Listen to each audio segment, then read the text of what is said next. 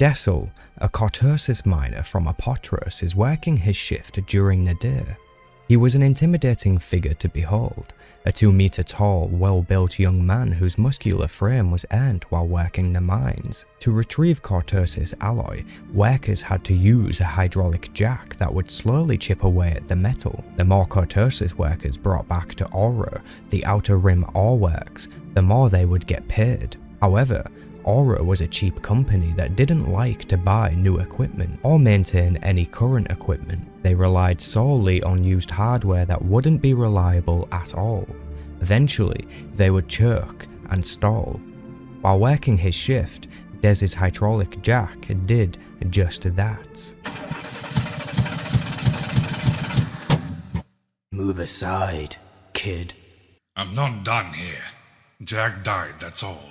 Hand me yours and I'll keep at it for a while. You know the rules, kid. You stop working, and someone else is allowed to move in. What Gerd was saying is true. If a miner leaves their spot, someone else is absolutely allowed to jump in and take your place.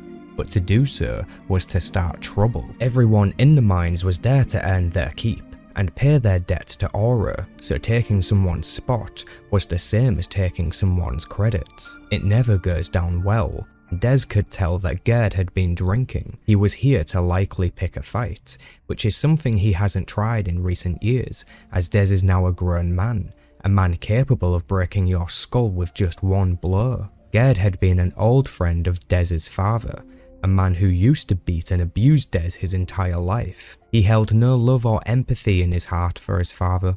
He had almost forgotten he had existed until Gerd came up to him today. Dez wasn't about to give up his spot. He stands his ground. I don't see any of your friends down here with you, old man. So back off my claim and nobody gets hurt. You don't even know what day it is, do you, boy? Criffing disgrace is what you are. 5 years ago today, your own father died. You don't even remember? Can't say I miss Hurst the same way you do, Gerd. He raised you by himself after your mama died, and you don't even have the respect to call him Dad? You ungrateful son of a calf-hound. Should have expected this from a mudcrutch whelp like you. Hurst always said you were no good. He knew there was something wrong with you. Bane. I don't have time for this. Got work to do. Looks like your daddy's been gone too long, boy. You need someone to beat the sense back into you. The name Bane was something Dez's father used to call him. He would say Dez was the bane of his existence. This word alone had hurt Dez more than any of the thrashings his father gave him. Dez had pushed Gerd back and snatched his own jack out of his hand, resulting in Gerd stumbling backwards and falling down. This was enough to make the two men start fighting. Dez had been working for at least 6 hours already. Right now, he wasn't in the best condition to be fighting. Not long after blows began being exchanged, Dez experienced a muscle spasm in his back, something that would happen often to workers of the mine. Despite this, Dez was still able to defend himself, not because of his physical strength or brawling experience, but because the Force was with him. It was something he didn't know yet. The Force was a thing that wasn't taught to your average person in the Outer Rim, but Dez knew he had a hidden gift. A gift that allowed him to see glimpses into the future. It could let him see which cards to play at the cantina, or it could help let him know when an opponent is about to throw a punch. When Gerd throws his punch, Dez sees it clearly through the power of the Force, allowing him to anticipate the blow and react with near-perfect precision. As Gerd's fist came flying, Dez moves his head and managed to catch Gerd's thumb with his mouth and rip the appendage off using his teeth. Dez spits the thumb out of his mouth and simply watches Gerd writhe in pain around the cave-in floors. He had beaten his opponent, and now he could do anything he wanted to them. Dez reported to the foreman of the mines and was then instructed to go home. The foreman had told Dez that they needed to make an example of him. Workers can't be fighting in the mines. As a consequence, Dez was not allowed to work the mines until Gerd came back to work himself. This basically meant Dez would have no income. However, the mines were not the only way to make credits on Apotros. Dez rides the shuttle home across the plains of Apotros. gets changed out of his workwear and makes his way to the local cantina. He knew that Republic soldiers were at the cantina today, which meant he could go there and win some credits playing cards. Once the Republic troops had a few drinks, it wasn't too difficult to take their credits while playing Pezak or Sabak. Des enters the cantina and approaches the bar. The owner of the cantina is a Neimoidian named Groshik. He and Des had known each other since Des was a small child. They both had an arrangement. Des didn't need to pay for any drink he didn't ask for, so as he approaches the bar and Groshik prepares him a drink without request, he politely accepts the courtesy and downs the full thing in one gulp. You're here early, hmm? Yeah, ran into some trouble down in the mines. I bit Gerd's thumb off, so they let me go home early. Ha ha ha. Seems like a fair trade. I see you've noticed our recruiters tonight. I don't suppose you started trouble with Gerd just so you could go home early for cards with these Republic soldiers. Nah, I wouldn't do that. Just a happy coincidence this time. What are they spewing out tonight? More battles of glory? Trying to warn us about the horrors of the Brotherhood of Darkness. It doesn't seem to be going well. Usually when Republic troopers came to Apotros, they would attempt to recruit workers of the mines. Des suspected they received some sort of bonus for every new initiate they sign up. The Republic would offer them a new life, free from the mines and promise of stability and health. However, with the current war going on, the Republic versus the Brotherhood of Darkness, Des knew better. He wouldn't be spending his free time dodging blaster fire on the front lines for a faction that has never once considered his own well-being. The Republic buy cortosis from Aura, who don't share the profits with the miners. Instead, the workers are trapped in debt and barely affording to live, all while risking their lives mining cortosis in sometimes lethal conditions, not to mention the side effects, such as hair loss. Des himself had experienced hair loss and could not grow a head of hair. But most of these things were just facts of life for Des. He knew the Jedi wouldn't be coming to save him from any small injustices, so why should he put his life on the line? He wouldn't be. He knew one day he would pay off his debt to Aura and get off this blasted world. Winning in a game of cards could help nudge that on the way. Des inspected the cantina and saw many Republic troops playing different games at the tables. He was going to be waiting a while for a free seat to become available. As soon as one came up on the Sabak table, Des jumped right in. Whoa! They grow you fellas big out here on the rim. How tall are you? 2 meters. Even. Are you sure you're not really a Wookiee someone shaved for a joke? Come on now, son. It's just a joke. You can take a joke, can't you? Yeah. I could take a joke, but I'd rather take your credits. Well, alright, let's play some cards. Des didn't mind letting the Republic troopers talk, so long as he could win their credits. He would just ignore them and make it clear that he was not interested in ever joining them. Of course, these topics came up in conversation as per usual anyways. Des had tried his hardest to make it absolute, that he chose no sides when it came to the war, and if anything, he respected the Brotherhood of Darkness more than he could the Republic. If the Sith valued strength, then that was basically how Des knew the world to be in reality anyways. In time, the other players knew it would be futile to keep talking. After more and more drinks went down the hatch for the Republic ensign and his friends, things would get more heated. The Republic troopers had learned that the people of Apotros don't really hold much love for them. They arrive, they take cortosis, they leave. In the current hand being played, Des and the ensign had both been tied.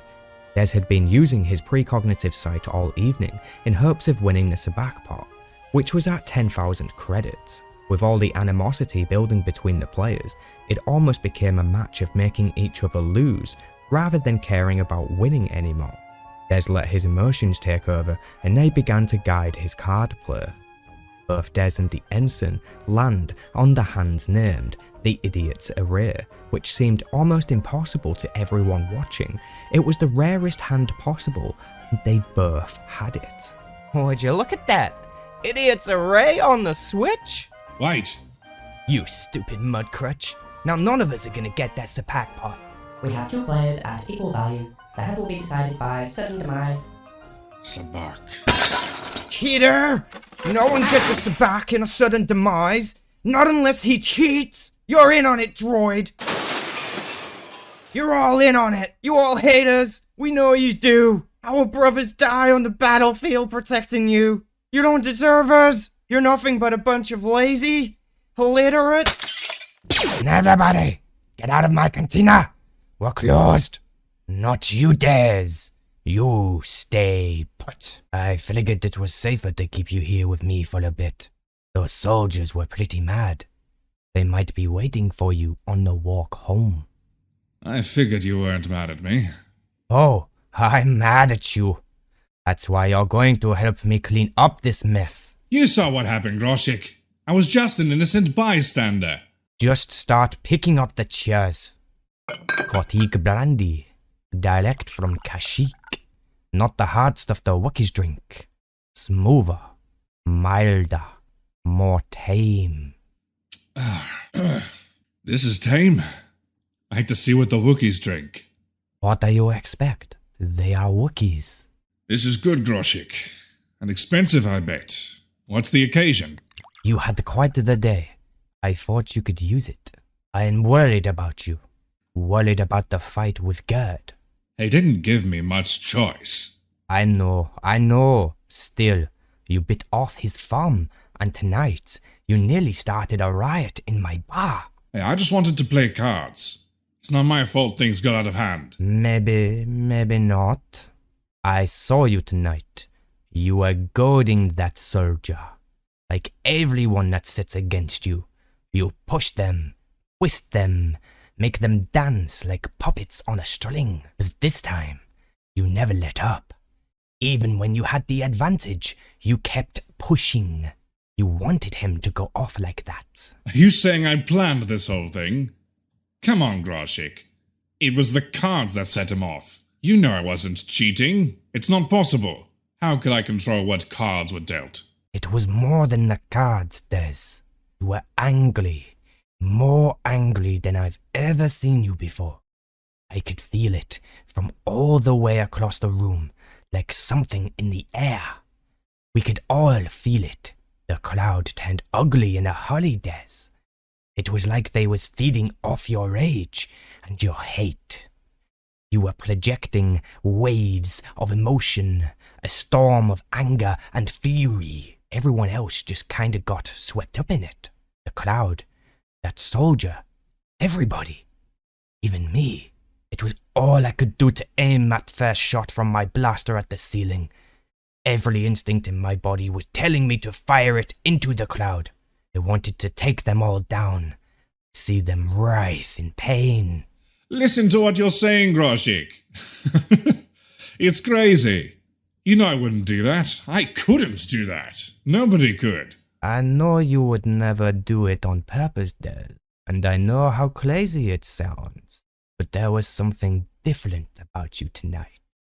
You gave into your emotions, and it unleashed something strange, something dangerous.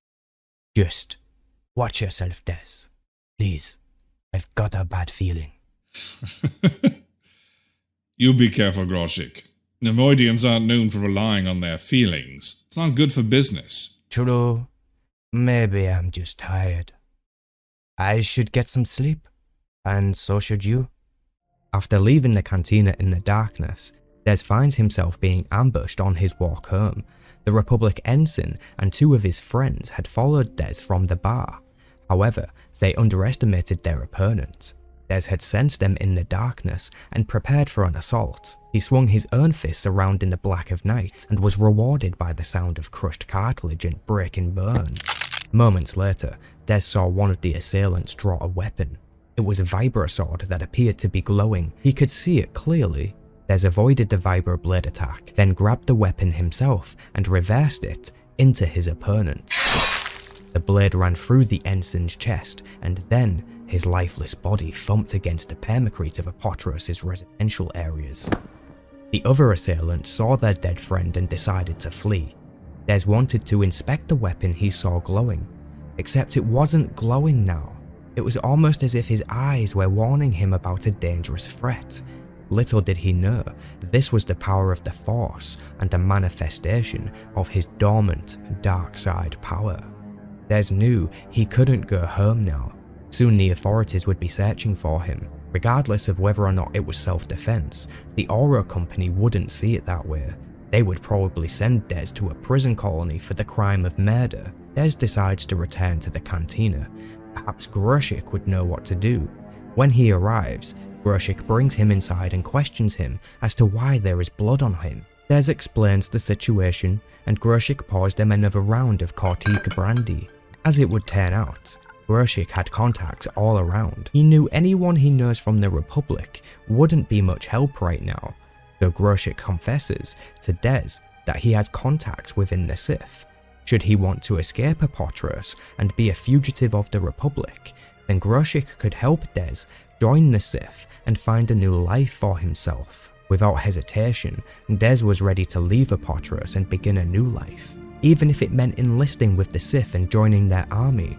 He couldn't fight for the Republic, but he could certainly fight against them. Groshik sets Des up at the local spaceport with a Rhodian captain who will take him off-world.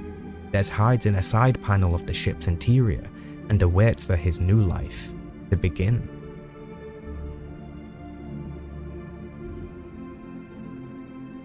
Des now served in the Sith military.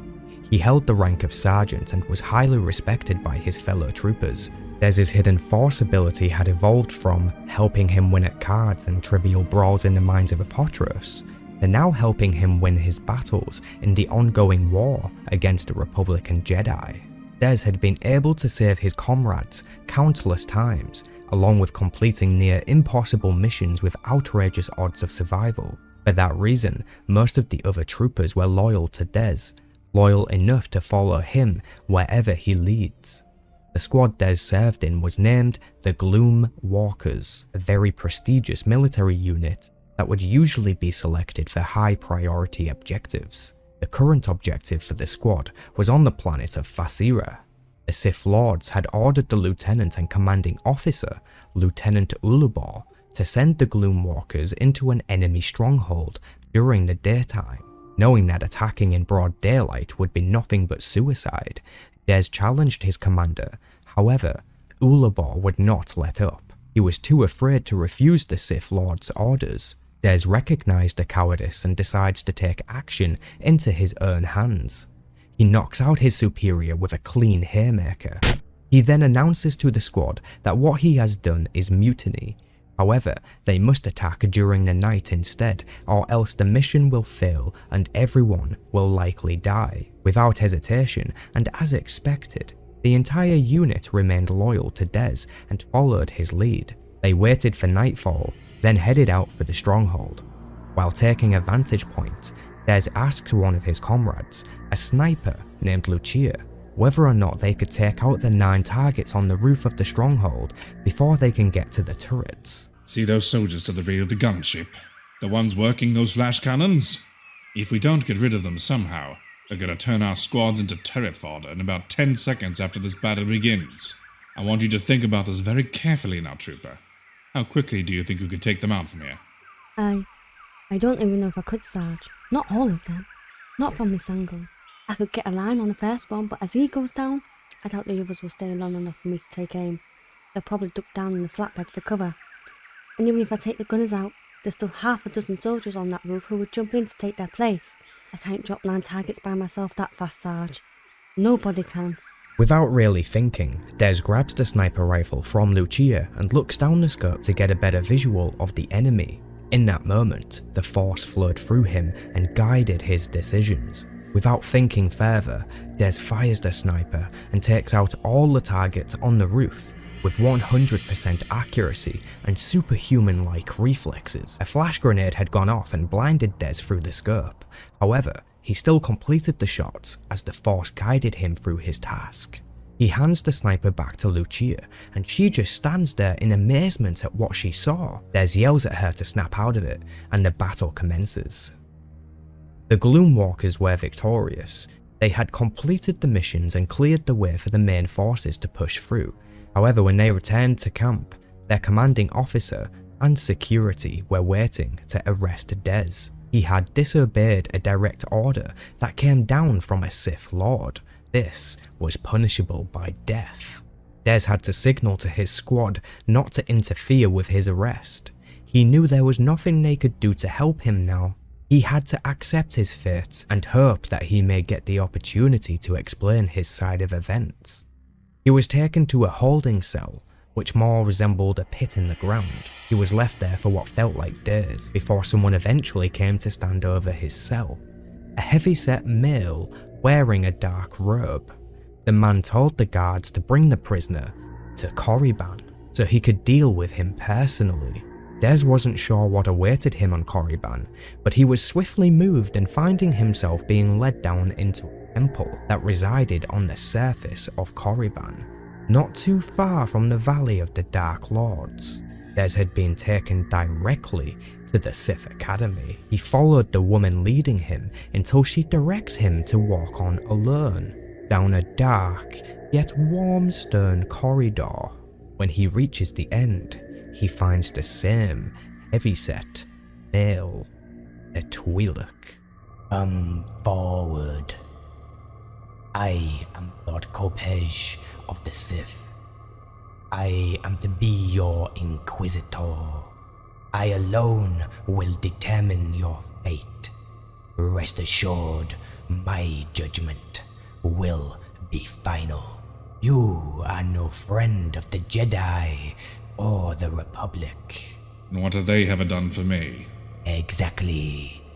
I understand you have fought many battles against Republic forces. Your fellow troopers speak highly of you. The Sith have need of men like you if we are to win this war. You were a model soldier until you disobeyed a direct order. The order was a mistake. Why did you refuse to attack the outpost during the day? Are you a coward? A coward wouldn't have completed the mission. Attacking in the daylight was a tactical mistake. Our commanding officer should have relayed that back to command, but he was too afraid. He was the coward, not me. He would rather risk death at the hands of the Republic than face the Brotherhood of Darkness. I prefer not to throw my life away so needlessly. I can see that from your service record. Kashyyyk, Chalandoja, Basira.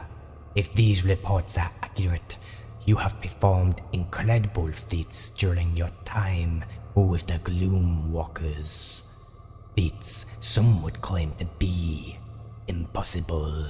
The reports are accurate. I have no doubt that they are. Do you know why I have brought you to Korriban?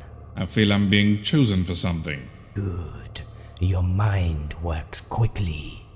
What do you know of the Force? Not much. Something the Jedi believe in, some great power that's supposed to be just floating out there in the universe somewhere. And what do you know of the Jedi? They believe they are the guardians of the Republic. I know they wield great influence in the Senate. I know many believe they have mystical powers. And the Brotherhood of Darkness? You are the leaders of our army, and a sworn enemy of the Jedi. Many believe that you, like them, have unnatural abilities. But you do not? I believe most of the stories are greatly exaggerated. A common enough belief. Those who do not understand the ways of the Force regard such tales as myth or legend. But the Force is real. Those who wield it have power you can't even imagine. But you have not experienced the real war. While troops vie for control of worlds and moons, the Jedi and Sith Masters seek to destroy each other. We are being driven toward an inevitable and final confrontation. The faction that survives, Sith or Jedi, will determine the fate of the galaxy for the next 1,000 years. True victory in this war will not come through armies, but through the Brotherhood of Darkness. Our greatest weapon is the Force, and those individuals who have the power to command it. individuals like you. You are special, Des. You have many remarkable talents. These talents are manifestations of the Force, and they have served you well as a soldier. You have only scratched the surface of your gift. The Force is real. It exists all around us. You can feel the power of it in this room. Can you sense it? I do feel it. Hot. Like a fire waiting to explode. The power of the dark side. The heat of passion and emotion. It can feel it in you as well. Burning beneath the surface. Burning like your anger. It makes you strong. But you have touched the Force in the past. But your abilities are an insignificant speck beside the power of a true Sith Master. There is great potential in you. If you stay here on Caliban, we can teach you to unleash it. You would no longer be a trooper on the front lines. If you accept my offer, that part of your life is over. You will be trained in the ways of the dark side. You will become one of the Brotherhood of Darkness, and you will not return to the Gloom Walkers. I am honored, Master Kopesh, and I gratefully accept. The way of the Sith is not for the weak. Those who falter will be left behind. I will not be left behind. That remains to be seen. This is a new beginning for you, Des. A new life. Many of the students who come here take a new name for themselves. They leave their old life behind. Do you wish to choose a new name for yourself, Des? Do you wish to be reborn? Yes. And by what name should we call you now? My name is Bane. Bane of the Sith. Dessel took the name that once used to make him feel weak. He would now use it to make himself strong. He would draw upon the anger it caused within him and use it as fuel for his new journey of darkness. Bane was now reborn. A destiny was taking place. This student you have brought me, this Bane, has never trained in the ways of the Force. I told you before, Goddess. He grew up on a potros, a world controlled by the Oro Mining Company. Yet you find this young man and bring him here to this academy. It seems almost too convenient. This is not a plot against you, Goddess. That is no longer our way. We are a brotherhood now. You are too suspicious. Not suspicious. Cautious. It has helped me to maintain my position here among so many powerful and ambitious Sith. He is as powerful as any of them. But he is also older. We prefer to find our students when they are younger and more malleable. Now you sound like a Jedi. They seek younger and younger pupils, hoping to find them pure and innocent. In time, they will refuse any who are not infants. We must be quick to pluck those who they leave behind. Besides, Bane is too strong to simply pass over. Even for the Jedi. We are lucky we found him before they did. Yes, lucky. His arrival here seems to be an incredible turn of many fortuitous events. Quite lucky indeed. Some might see it that way. Others might see it as something more. Destiny. The other acolytes have been training for many years. He will be far behind. He will catch up, given the chance. And I wonder, will the others give him that chance? Not if they're smart. I'm afraid we may be throwing away one of Lord Khan's best troopers. We both know the Jedi won't be defeated by soldiers. I'll gladly trade 1,000 of our best troopers for even one Sith Master. He is that strong, is he? this Bane? I think he might be the one we've been searching for. He could be the Sith'Ari. Before he can claim that title, he'll have to survive his training. Bane's life had completely changed once again. He spent the last few years being a fugitive of the Republic while serving in the Sith military. Now, he finds himself chosen to be trained in the ways of the dark side. The Force was still a foreign concept for him, but once he spoke with Lord Kopej, his eyes were opened. The feats he performed in the past were indeed manifestations of the Force, and now Bane was determined to nurture and strengthen that power, for he could one day sit among the masters of the Brotherhood as an equal. Bane's lesson begins the next day, after Lord Kopej leaves the world and returns to Lord Khan, who is the leader of the Brotherhood of Darkness, and also a Sith Master. Bane's first lesson is in attendance with the Academy's overseer, Lord Cordis, a tall and skinny man who had talon-like nails and ash for skin. Cordis is teaching Bane the tenets of the dark side. The tenets of the Sith are more than just words to be memorized. Learn them, understand them, and they will lead you to the true power of the dark side. Peace is a lie. There is only passion. Kopej tells me you come to us as a raw apprentice. He says you have never been trained in the ways of the Force. I'm a quick learner. Yes, and strong in the power of the dark side. But the same can be said of all who come here. What do you know of this academy? The students here are taught to use the Force. They are taught the secrets of the dark side by you and the other Sith Lords. I know there are many other academies like this one. No, not like this one. It is true we have other training facilities spread across our ever-growing empire. Places where individuals with promise are taught to control and use their power. But each facility is unique. And where individual students are sent depends on how much potential we see in them. Those with notable yet limited ability are sent to Honecker, Gentis, or Kamal to become Sith warriors or marauders. They are taught to channel their emotions into mindless rage and intensify their battle fury.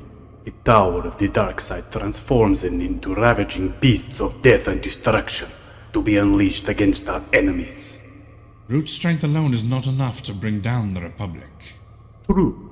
Those with greater ability are sent to worlds have allied themselves with our cause to destroy the Republic. Ryloth, Umbara, Nashada. These students become creatures of shadow, learning to use the dark side for secrecy, deception, and manipulation. Those who survive the training become unstoppable assassins, capable of drawing on the dark side to kill a target without moving a muscle. Yet even they are no match for the Jedi. Precisely.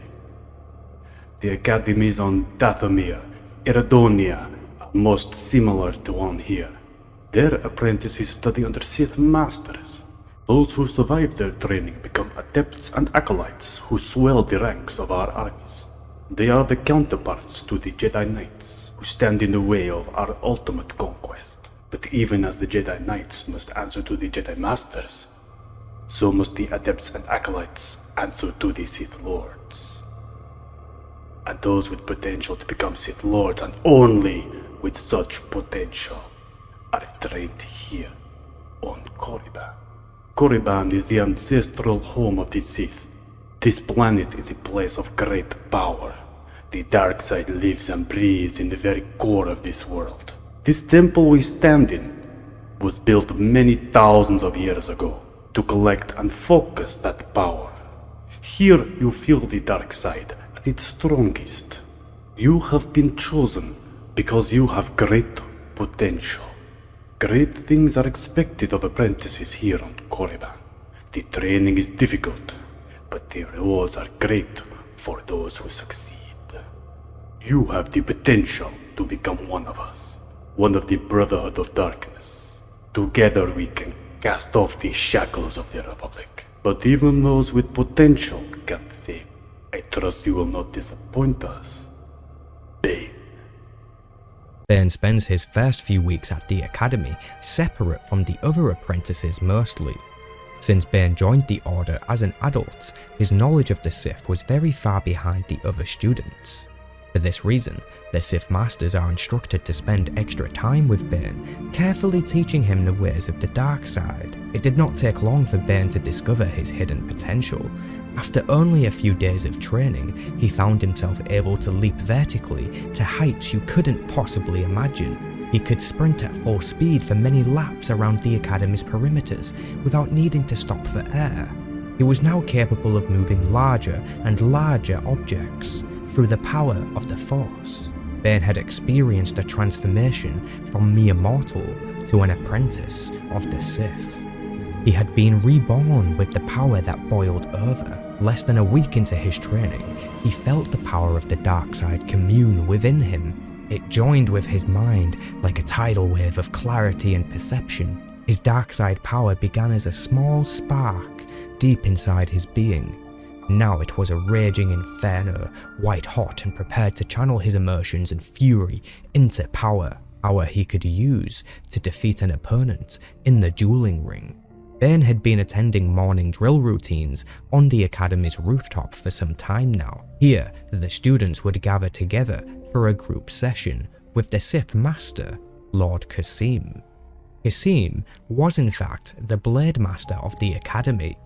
He personally knew all 7 styles of lightsaber combat and had spent his entire life perfecting them. Kasim was for all intents and purposes the greatest swordsman in the galaxy.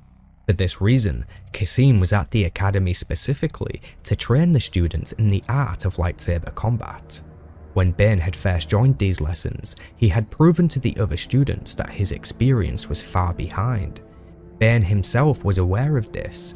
That's why for the first few sessions, he would refuse to participate in the dueling ring. After each session, students were allowed to challenge one another in the dueling ring. Bane had been refusing every offer to fight, except against one student, named Fugitive. This student had beaten Bane in the dueling ring before now, and Bane wanted revenge.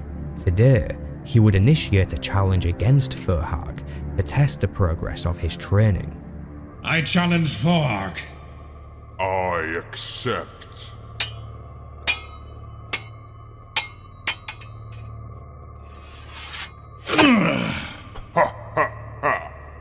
Defeat is bitter, human. I have bested you. You have lost. You trained for weeks to challenge me. You have failed. Victory is mine again. Then come, finish me. This ends when I choose. You are weak. You are predictable. The Masters courted you. They give you more attention than the others. More than me. Despite this, you are still my inferior. Bane of the Sith. That name is mine. No one uses it against me. Bane. Worthless. An insignificant nothing. You are well named, for you truly are this Academy's Bane. No! That's enough. No, it's enough. Victorious in the dueling ring, Bane had killed his opponent Fugitive. He used the power of the dark side to squeeze his throat and crush his airways. Fugitive foamed at the mouth while he gagged and spat. The Blade Master Kasim simply watched and allowed Bane to leave once the fight was over. In the dueling ring, students would use training sabers that were covered in pelco bug venom. The venom would paralyze the contacted limb and cause severe pain in the victim. The pain and sensation was meant to mirror the effects of a real lightsaber. But when a student was hit, they would feel the consequences without losing a limb for real. As Bane had left the ring and descended the Academy's stairs, one of the other students approaches him. Sith'Ari, said to be the top student of the Academy, an Iridonian Zabrak who wielded a double-bladed weapon. Sith'Ari had seen that Bane was now very powerful. He wanted to let him know that he was now being watched. Bane had realised that Sith'Ari was attempting to lure Bane into challenging him in the dueling ring before he was ready. Sith'Ari leaves Bane at the stairs, and Bane leaves for his own room. The next morning, Bane was summoned to Lord Cordis's quarters to answer for the death of Fuhag. On the walk there, Bane was contemplating how he would explain Fuhag's death. Killing other students was not permitted at the academy. The Sith were meant to be all equals now in the Brotherhood. Killing each other is the way of the past. Sith infighting has ended. In its place, the Brotherhood of Darkness and its equal Sith Lords rule over the Sith now, heralded by Lord Khan himself. Bane arrives at Lord Cordis's quarters and knocks on the door. Enter. Kasim told me what happened yesterday morning. He tells me you are responsible for Fuhag's death. I'm not responsible for his death. Fuhag was the one that let his guard down. He left himself vulnerable in the ring. It would have shown weakness not to have taken advantage of it. Kasim says Fuhag did not lower his guard. He says you simply ripped through it. His defenses could not stand before your power. Master, are you saying I should hold back if my opponent is weak? It is one thing to defeat an opponent in the ring. Even once he is down, you continue to attack him. He was beaten long before you killed him. What you did was no different from striking a blade against a fallen unconscious foe, something that is not permitted in the training ring. Kasim knew what was happening. He could see what I was doing. Why didn't he stop me? Why not indeed? Lord Kasim wanted to see what would happen. He wanted to see how you would act in that situation. He wanted to see if you would be merciful. Or if you would be strong. I don't understand. I thought it was forbidden to murder another apprentice. We cannot have students attacking each other in the halls. We want your hatred directed against the Jedi, not one another. Despite this, Fuhag's death might turn out to be a minor loss if it helps you achieve your full potential. Exceptions can be made for those who are strong in the dark side. Like Shirak. Shirak understands the power of the dark side. Passion fuels the dark side. Peace is a lie. There is only passion. Through passion, I gain strength. Exactly. Through strength, I gain power. Through power, I gain victory. Through victory, my chains are broken. Understand this. Truly understand this, and your potential will be limitless. What is the Sith'Ari? Where did you hear that word? I had some of the other students say that word. About Shirak. They say he could be the Sith'Ari. Some of the old texts speak of the Sith'Ari. They say the Sith will one day be led to a perfect being, one that embodies the dark side. Shirak is this perfect being? Shirak is the strongest student at the academy, for now. Perhaps in time he will surpass Kasim and me and the other Sith Lords. Perhaps not. Many of the masters do not believe in the legend of the Sith'Ari. Lord Khan discounts it for one. It goes against the philosophy underlying the Brotherhood of Darkness. What about you, Master? Do you believe in the legend? These are dangerous questions to ask. But if the Sith'Ari is more than legend, he will not simply be born as the exemplar of all our teachings. He or she must be forged in the crucible and trials of battle to attain such perfection. Some might argue such training is the purpose of this academy, but I would counter by insisting we train our apprentices to join the ranks of the Sith Lords, so they may stand alongside Khan and the rest of the Brotherhood. According to Master Cordis, the death of Fuhag is acceptable so long as it helps Bane to realise his full potential. Bane had been able to draw upon his anger to kill Fuhag in the ring. His emotions fueled the power of the dark side, and in return, the dark side fueled his emotions. This line of thought led Bane to a dead end. How could he learn to control his power if ultimately his power would control him? There was nothing in his current training about this flaw, so Bane decided to brush off this sentiment and trust in the wisdom of his masters. As Bane lay in his bed later that night, attempting to sleep after a miserable day training with Kasim, His mind can't help but think about Furhag's death again. He struggled to believe it was okay that he had killed him in cold blood. He wasn't sure whether or not the power of the dark side was truly worth it, considering the cost that came to his morality. He tried his best to shrug this off, and eventually he falls into a deep sleep. You make me sick. Look how much you eat. You're worse than a Criffin Zucker pig. Did you hear me, boy?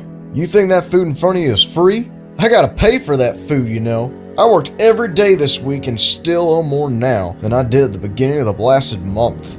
You want me to start working double shifts to support you, boy? I work just as many shifts as you do. What?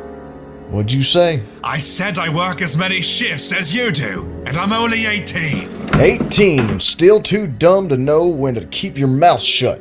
Bloody bane of my existence you are. You gonna beat me now? Teach me a lesson? What the bricks is wrong with you, boy? I'm sick of this. You blame all your problems on me, but you're the one who's drinking away all our credits. Maybe if you sobered up a bit, we can get off this stinking world. You smart-mouthed mud crutch whelp. If you're going to beat me tonight, remember, it might be your last, old man. Better make it a good one.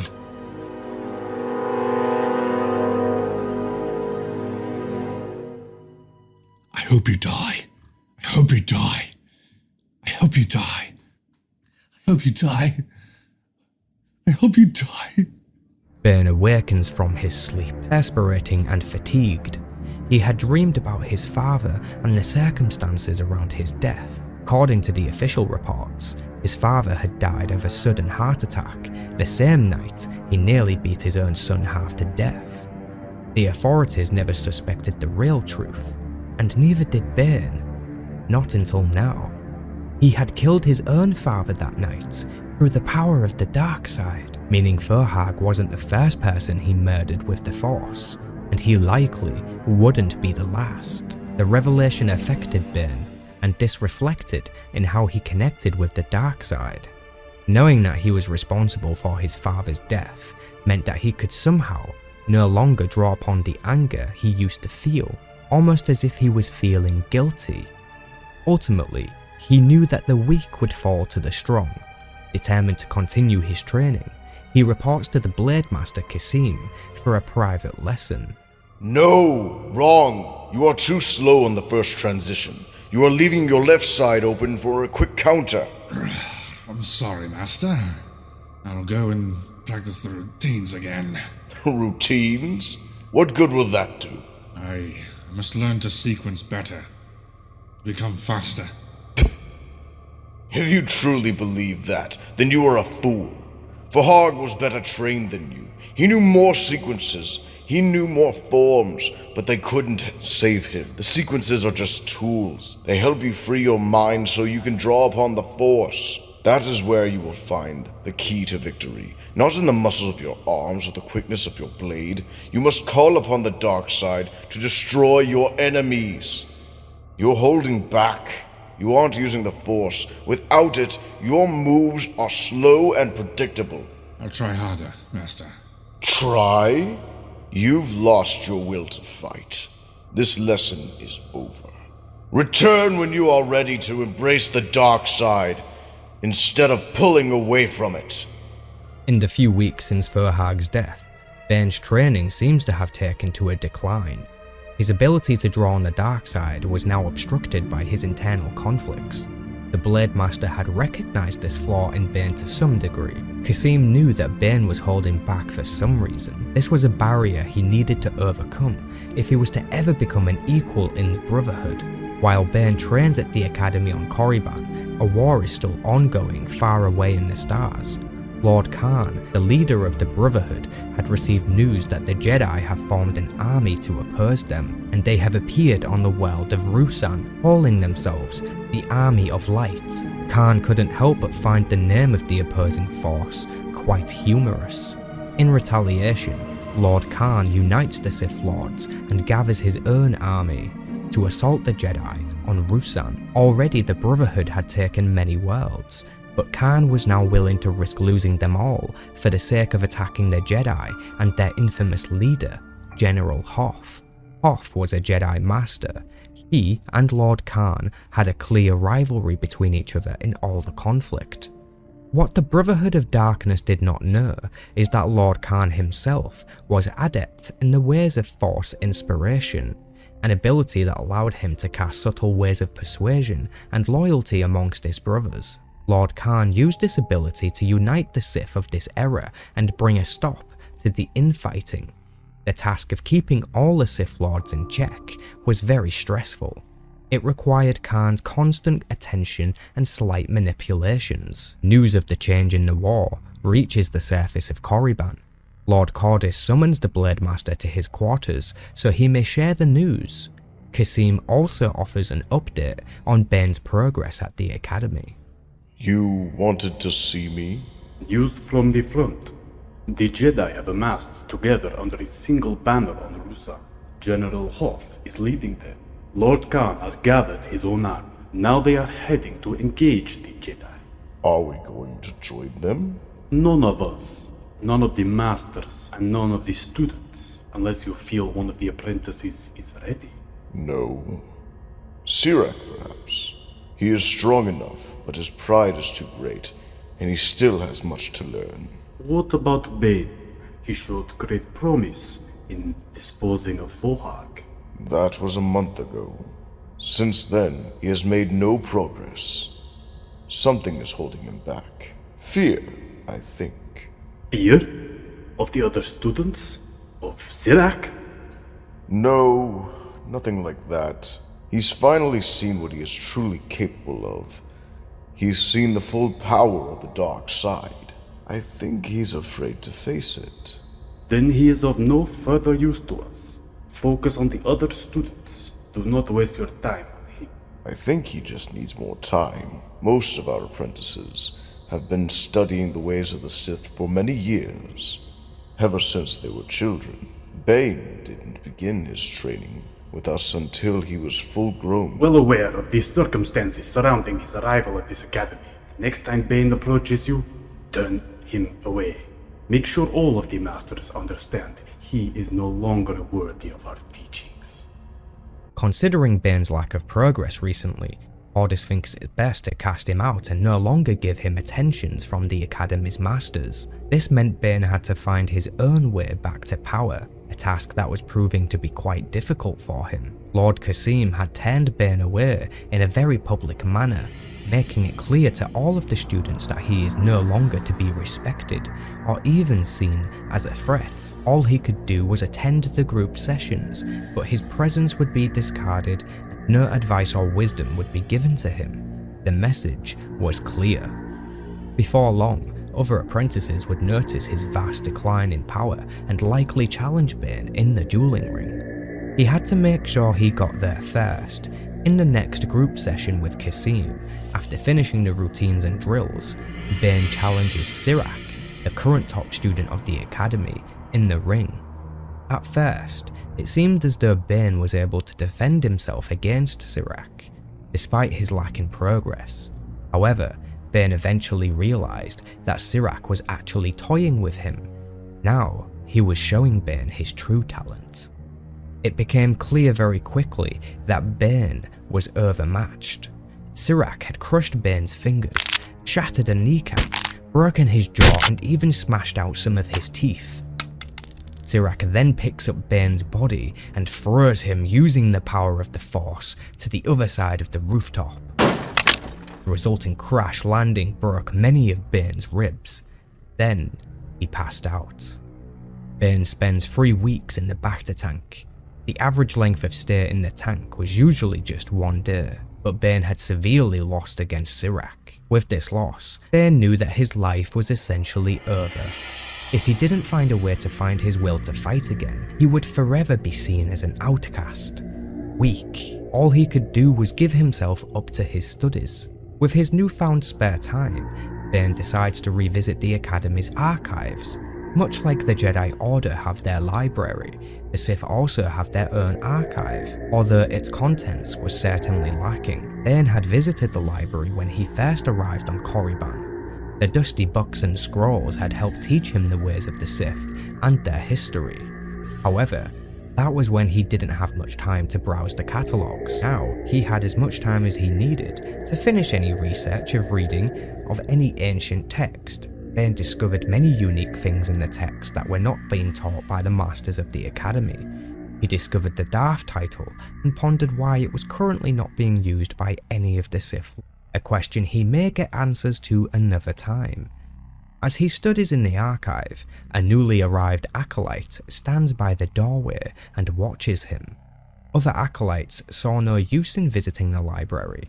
They preferred to be in the presence of the living masters and learn from them, which meant Bane would usually find himself alone to nurture his studies.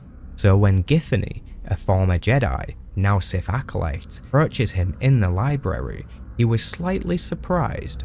She was a female human with striking beauty. Bane couldn't help but stare as she approached him, but she was used to men staring at her. She often used it to her advantage. Bane, I've been looking for you. Looking for me? Why? I need you. I need your help against Sith'Ari. I can't help you with Sith'Ari. Please, Bane, just listen to what I have to say. Take a seat. I know what happened to you in the dueling ring. I know everyone believes Sith'Ari destroyed you, that somehow the defeat robbed you of your power. I can see you believe it too. They're wrong, Bane. You can't just lose your ability to command the Force. None of us can. The Force is part of us. It's part of our being. I heard accounts of what you did to that Forharg. That showed what you were capable of. It revealed your true potential. It proved you are blessed with a mighty gift. You may believe you've squandered that gift or lost it, but I know better. I can sense the power inside you. I can feel it. It's still there. The power may be there, but my ability to control it is gone. I'm not what I used to be. That's not possible. How can you believe that? All my life, I've been driven by my anger. My anger, it made me strong. It was my connection to the Force and the dark side. When Forharg died, when I killed him, I realized I was responsible for my father's death. I killed him through the power of the dark side. And you felt guilty? No. Maybe. All I know is that the realization changed me.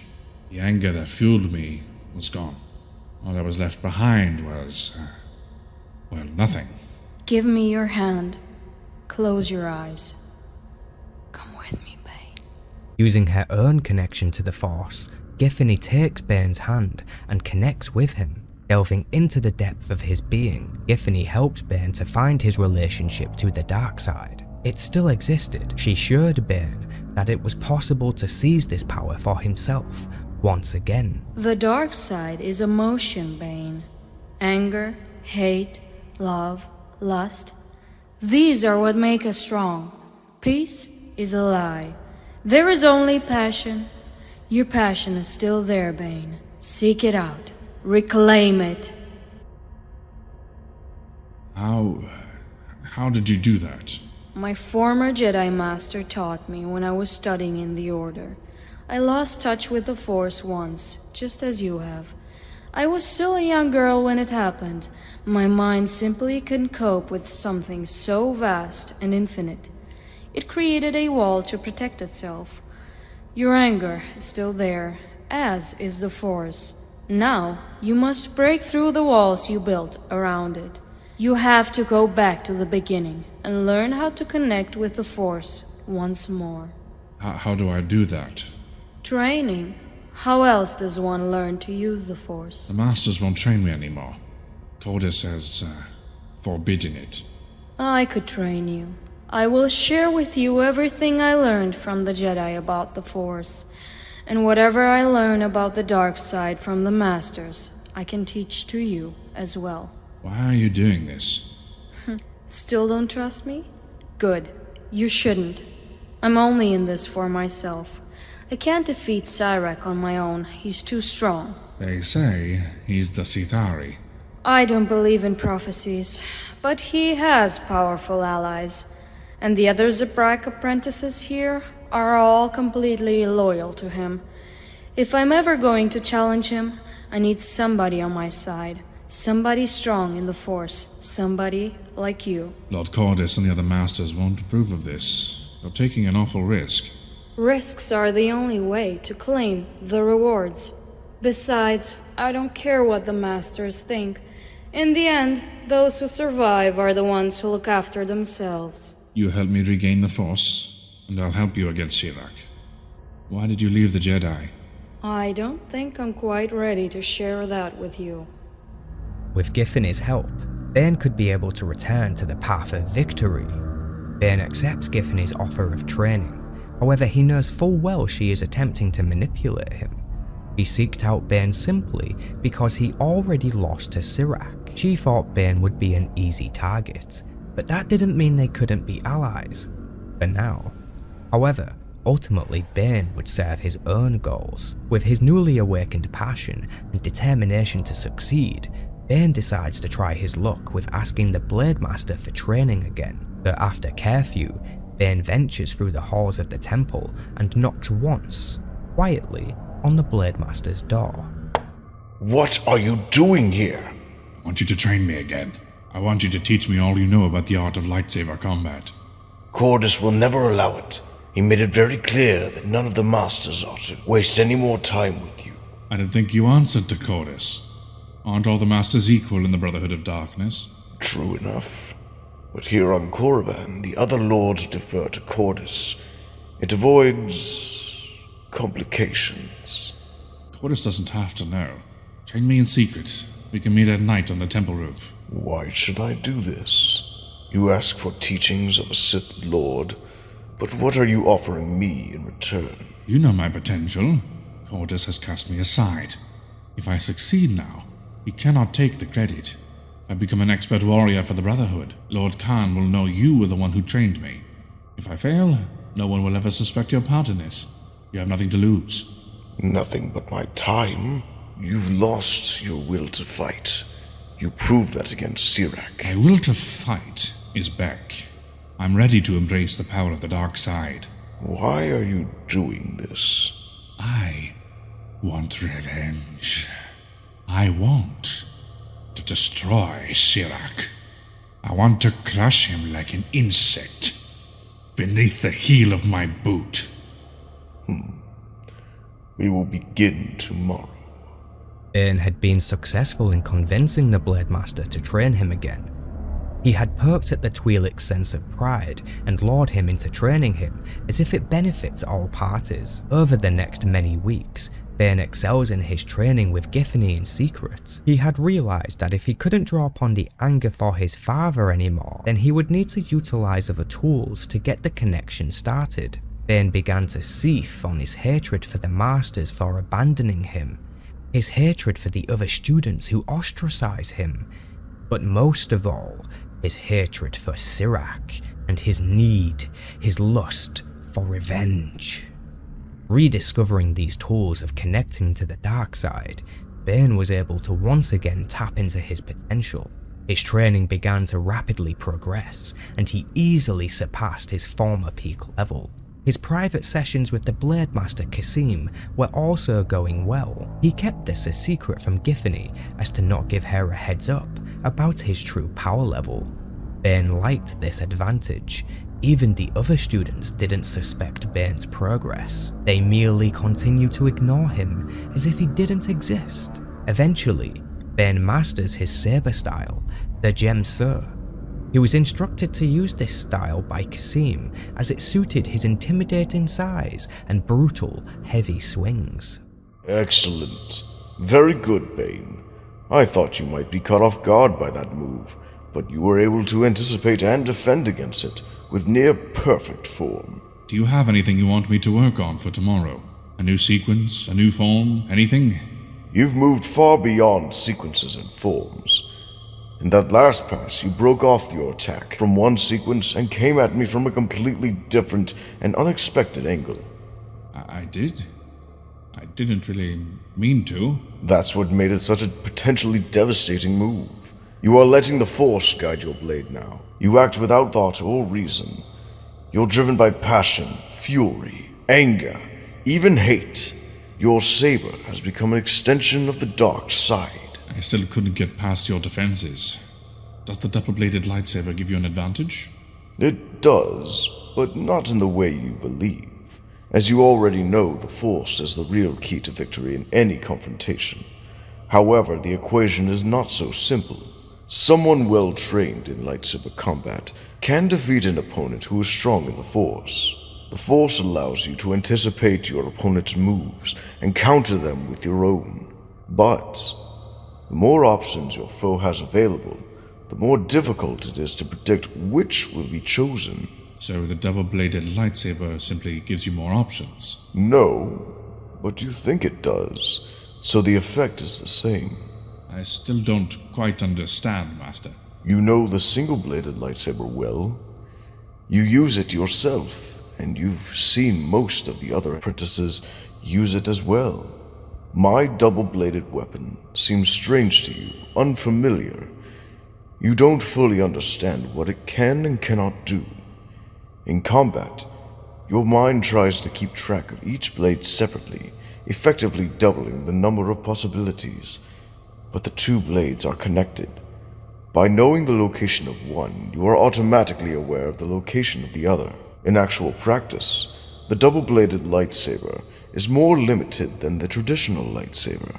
It can do more damage, but it is less precise. It requires longer sweeping movements that don't transition well into quick stabs and thrusts. Because the weapon is difficult to master, however, few among the Jedi or even the Sith understand it. They don't know how to attack or defend effectively against it. That gives those of us who use it an advantage over most of our opponents. Like Giffany's whip? Exactly. The energy whip is far less efficient than any of the lightsaber blades. However, nobody ever practices against a whip. Giffany knows that their enemy's confusion, being confronted with the whip, gives her an edge. By telling me this secret, you've given up your advantage. Only to a small degree.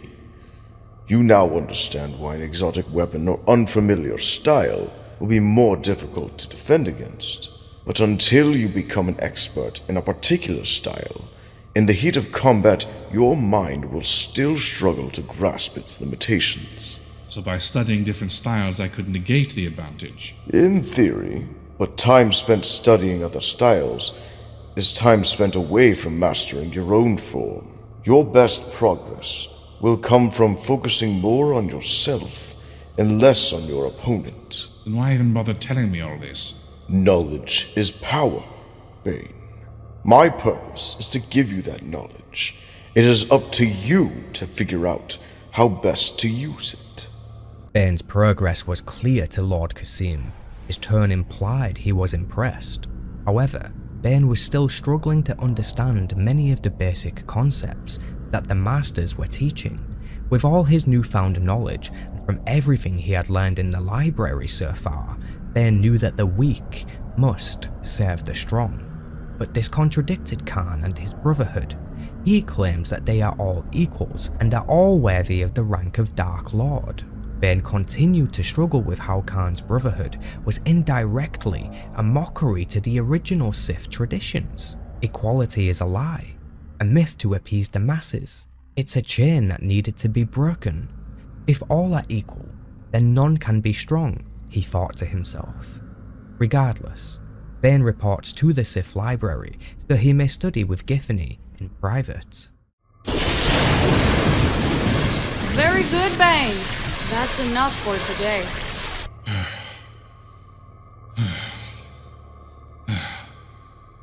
I've never felt anything like that before. It's a remarkable sensation, but you must be careful not to lose yourself in it.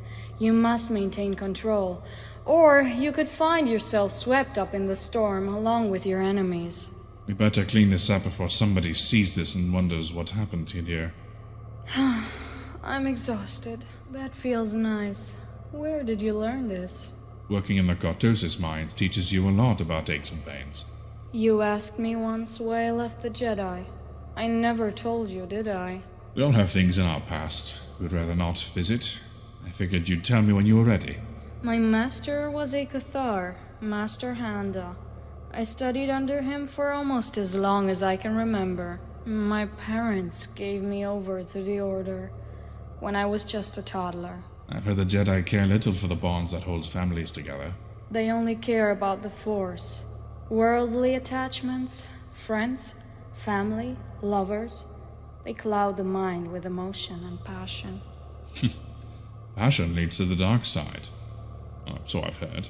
It wasn't a joke to the Jedi, especially to Master Handa. The Cathar are known as a hot-blooded species. He was always warning me and Kiel about giving in to our emotions. Kiel? Kiel Charney, another of Handa's Padawans. We often trained together. He was only a year older than me. Another Cathar? No, Kiel was human. Over the years, we became close, very close. Kiel and I were lovers. The Jedi are forbidden from forming such attachments. Masters fear it will cloud the mind with dangerous emotions. Were you really attracted to him, or just the idea of disobeying your master? A bit of both, perhaps. He was handsome enough, strong in the Force. There was an undeniable attraction. Once we became lovers, it didn't take long for Master Handa to find out. Despite all his teaching about controlling emotion, I could tell he was furious. He commanded us to set our feelings aside and forbade us from continuing our relationship. Did he really think it would be that simple? The Jedi see emotion as part of our bestial nature. They believe we must transcend our baser instincts. But I know passion is what makes us strong. The Jedi only fear it because it makes their Padawans unpredictable and difficult to control. Master Handa's reaction made me realize the truth. Everything the Jedi believed about the Force was a perversion of reality, a lie. I finally understood I would never reach my full potential under Master Handa. That was the moment I turned my back on the Order and began planning my defection to the Sith. What about Kiyochani? I asked him to come with me. I told him we had a choice to make, the Jedi or each other. He chose the Jedi. Is he dead? Did I kill him, do you mean? No. He was still alive the last I heard. He may have died battling the Sith on Ruusan since then, but I didn't feel the urge to kill him myself. Then I guess your feelings for him weren't as strong as you thought. When you finally betray me, I hope you care enough to try to kill me yourself. I'm sorry, Giffany. It was just a joke. I didn't mean to upset you. I opened up a painful part of my past, Bane. It's not something I want to make light of. You're right. I'll go. In his most recent lesson with Giffany, Bane had learned how to use and channel the power of Force lightning. In just his first attempt, he had been able to summon a grand vortex of electricity that messed up the library assemblance. After putting things back together, Bane unintentionally offends Giffany with a mild jerk. However, she was in no mood for humour. The next day, during early hours of the morning, Bane and Kasim were once again sparring atop the Academy's roof. Bane was able to keep up with the Blade Master now. Kasim used a double-bladed weapon, just like Sith'Ari. Now that he had spent so much time sparring against Kasim, Bane was more than sure he could defeat Sith'Ari in the ring now. During their session, Bane had realised the fight was over and yielded to his opponent. He saw no point in continuing the fight any longer. The Blade Master was surprised by this decision, but he still respected it. Kasim thought Bane would continue fighting in the name of honour and glory. However, Bane countered with a quote from a book written by Darth Revan. Honour is a fool's prize. Glory is of no use to the dead. Kasim did not recognise the quote, but still commended his apprentice for speaking words of wisdom. An ironic twist, Bane had subtly taught his mentor something new, yet his mentor, for some reason, did not have the capacity to recognise it and absorb it. After the session is over, Bane takes the opportunity to ask his mentor about why the Sith no longer use the Darth title. Master, why don't the Sith use the Darth title anymore? It was Lord Khan's decision. The Darth title is a relic of the past. It represents what the Sith once were, not what we are now. There has to be more to it than that. Lord Khan wouldn't throw out the ancient traditions without justification. I see you won't be satisfied with the easy answer. Very well. To understand why the title is no longer used, you must understand what it truly represents. The Darth title was more than a symbol of power. It was a claim of supremacy. It was used by those Dark Lords who looked to enforce their will on the other masters. It was a challenge, a warning to bow down or be destroyed. Of course, few of the Dark Lords would ever submit to another's will for very long. Wherever one of our order took up the Darth title, deception and betrayal were always close at hand to snatch it away. There can be no peace for a master who dares use the Darth name. Peace is a lie. There is only passion. Peace was a poor choice of words. What I meant was stability. Those masters who used the Darth title spent as much time guarding against their supposed allies as they did battling the Jedi. Khan wanted to put an end to such wastefulness. Khan wants us to focus all our resources on our true enemy instead of one another. That is why we are all equals in the Brotherhood of Darkness. Equality is a myth to protect the weak. Some of us are strong in the Force. Others are not. Only a fool believes otherwise. There are other reasons the Darth title was abandoned. It attracted the attention of the Jedi, for one. It revealed our leaders to the enemy. It gave them easy targets to eliminate. Forgive me, Lord Qasim. I meant no offense. I only sought to draw upon your wisdom to explain that, which I could not explain myself. So now, do you see the wisdom behind Lord Khan's decision to end the tradition? Of course. Bane had lied to the Blade Master. He still didn't understand, nor could he accept why Lord Khan no longer allowed the use of the Darth title. It didn't matter if any of the Dark Lords used the title, the Jedi would still know who their leaders are. So that didn't make sense. From Bane's perspective, it was almost as if Qasim was trying to convince himself as much as he was Bane.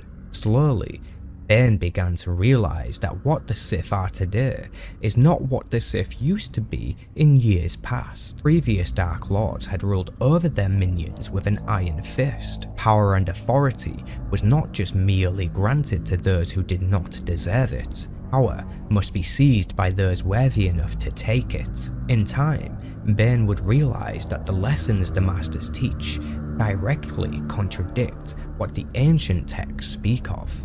Later in the day, Bane meets with Giffany in the archives once again.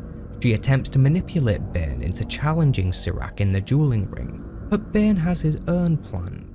Tomorrow morning, I'm going to challenge him in the dueling ring. What?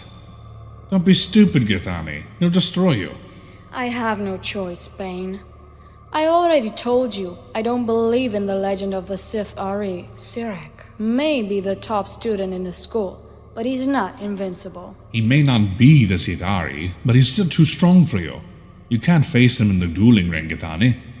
I've studied him. I know how good he is. You can't beat him. What other choice is there? We have to destroy him, and the only way is by facing him in the dueling ring. You can't face Sith'Ari in the ring, but I can. What? He beat you nearly half to death last time. He'll kill you for sure this time. This time I intend to win. What's going on, Bane? I've been training with Lord Qasim. In secret. I don't like being played for a fool, Bane. Neither do I. I'm not stupid, Giffany. I know what you wanted from me. I know what you expected me to say. I will get my revenge on Sith'Ari, but I'm taking my own path. When? Tomorrow morning. Just as you said you were going to. But you knew I wasn't serious. And you know I am. You don't have to worry, nobody will know you were involved. That's not what I'm worried about. Good luck, Bane. Be careful. I will. During the next group lesson atop the temple's roof, Giffany avoids speaking with Bane. Throughout the entire lesson, Bane focuses on channeling his dark side energy, seething and lusting for revenge against Sith'Ari for what he did to him. By the time the lesson ended, Bane's anger had become white, hot rage. The rain pours down over the students, drenching everyone's long robes. Bane removes his robe, revealing his hulking physique and muscles. Then, he steps into the ring. Sith'Ari! I challenge you! Bane was victorious. He had allowed Sith'Ari to believe he wasn't a threat. He toyed with him and lulled him into a false sense of security. More than once, Bane saw an opportunity to strike Sith'Ari and win the duel. After all, to win, he only needed to hit him once. The Pelko venom would do the rest. He allowed the fight to go on for many minutes. Bane eventually noticed that Sith'Ari had no real experience in long, drawn-out fights. No one was ever able to test him like Bane was right now. Time and time again, Bane had to pull back from landing a critical blow, until his rage peaked and his power boiled over. In the very last minute, Bane embraces the dark side and uses it to enhance his speed and power. Like a blur, he moved towards Sith'Ari and disarmed him. He then crushed his forearm with the training saber and spun around to deliver a second blow to his leg. His shin bone protruded through his flesh and Sith'Ari writhed in pain. Bane slowly feasts on the moment, gorging and bloating his power, hesitating enough to give Kasim time to intervene. That's enough! It's over, Bane. You have witnessed an amazing victory. Bane's triumph was as much a result of his brilliant strategy as his superior skill. He was patient and careful. He did not just want to defeat his opponent, he wanted to destroy him. He achieved Dun Mok, not because he was better than Sith'Ari, but because he was smarter. Let this be a lesson to you all, that secrecy can be your greatest weapon. Keep your true strength hidden until you are ready to unleash the killing blow. Bane picked up his soaking wet robe and began descending the temple steps. However, Giffany was not amused by Bane's mercy. She runs after him down the halls. What happened up there? Why didn't you kill him? He sent me to the Bacta tank back in our first duel. I've done the same to him. That's vengeance. That's foolish. You think Sith'Ari's just going to forget about this? He'll come after you again, Bane. Just like you came after him. That's the way this works. You missed your chance to put a permanent end to this rivalry. And I want to know why. My blade was raised for the killing blow. Lord Kasim stepped in before I could finish Sith'Ari off. The Masters don't want one of their top students to end up dead. No, your blade was raised because Kasim didn't stop you. You hesitated. Something held you back. I've already killed one foe in the ring. Cordis chastised me for Farag's death. He warned me not to let it happen again. I suppose I was worried about what the Masters would do to me if I killed another apprentice. I thought we finally stopped lying to each other, Bane. You couldn't do it. You felt the dark side swallowing you up, and you pulled back. You're wrong. I retreated from the dark side after I killed Farag. I know how that felt.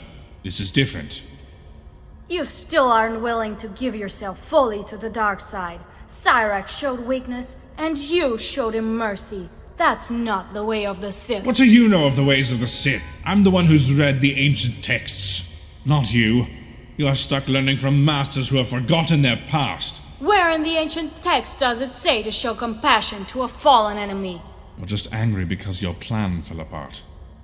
For the rest of the day, Bane struggled to come to terms with why he hesitated during the fight.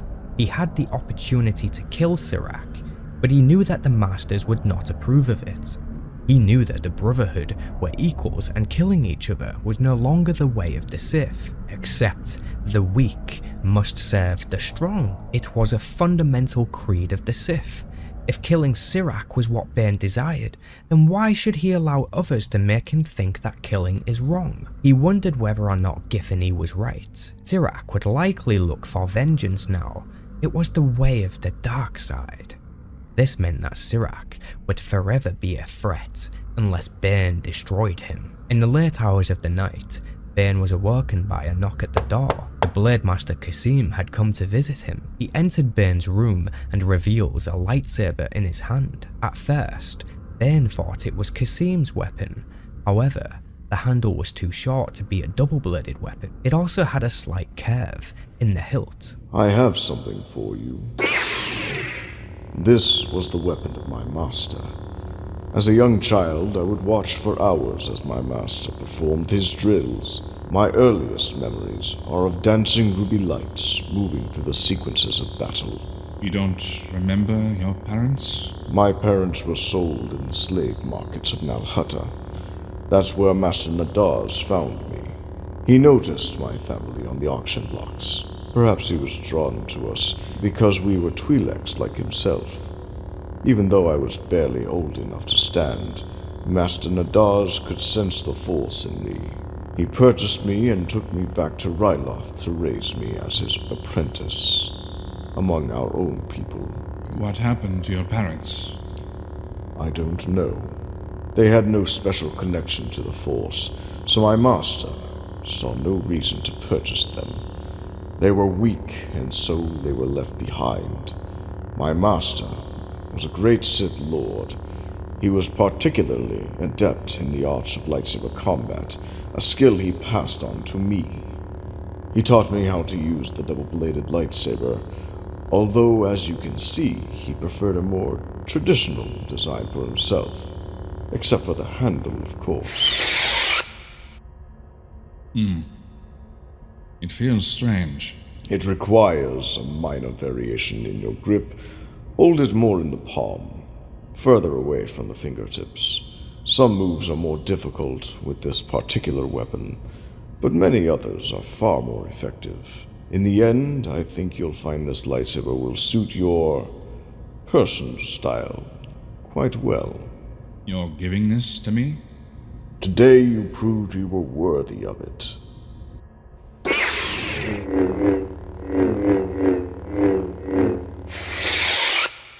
Does Cordis approve? The decision is mine, not his. I haven't held onto this blade for 10 years just so Cordis can decide who I can give it to. Your master gave you this when he died? I took it when I killed him. I had learned everything I could from Master Nadar's. As strong as he was in the dark side, I was stronger. As skilled as he was with the lightsaber, I became better. But why kill him? A test. To see if I was as strong as I believed. This was before Lord Khan rose to power. We were still trapped in the old ways. Sith versus Sith. Master versus apprentice. Foolishly pitting ourselves against one another to prove our dominance. Fortunately, the Brotherhood of Darkness put an end to all that. Not completely. The weak still fall to the strong. It's inevitable. Don't allow yourself to be blinded by this honor. You are not ready to challenge me, young apprentice. I have taught you everything you know, but I have not taught you everything I know. I will keep that in mind, Master. Lord Cordis wants to see you first thing in the morning. Go to his quarters before the morning drills. Lord Kasim had gifted Bane a weapon of his former master, a curved hilt lightsaber with a ruby red blade. This was Bane's reward for defeating the top student of the academy and proving to Kasim that he was worthy of wielding such a devastating weapon. The very next morning, Bane reports to Lord Cordis as he was instructed. He wasn't sure why Cordis had asked to see him, but he wasn't afraid of the Overseer, so he makes his way there and knocks on the door a single time. Enter. Master. I see you have a lightsaber on your belt. Lord Kassim gave it to me. He thought I earned it due to my latest victory in the ring. I have no wish to contradict the Blade Master. However, now you carry a lightsaber, do not forget that you are still an apprentice. You still owe your obedience and allegiance to the masters of this academy. Of course, Lord Cordis. The way you have defeated Sith'Ari has left quite an impression on the other students. They will look to emulate you now. You must set an example for them. I will do my best, Master. That means your private sessions with Giffany must end. You know? I am a Sith Lord and Master of this academy. I am no fool. I am not blind to what happens within the walls of this temple. I tolerate such behavior when you are an outcast because it did no harm to the other apprentices. Now, however, many of these students will be watching. I do not want them following your path and trying to train one another in a misguided attempt to duplicate your success. What will happen to Giffany? Will she be punished? I will speak with her, just as I am speaking with you. It must be made clear to the other apprentices that the two of you are not training in private. That means you cannot see her anymore. You must avoid all contact except in group sessions. If you both obey this, there will be no further consequences.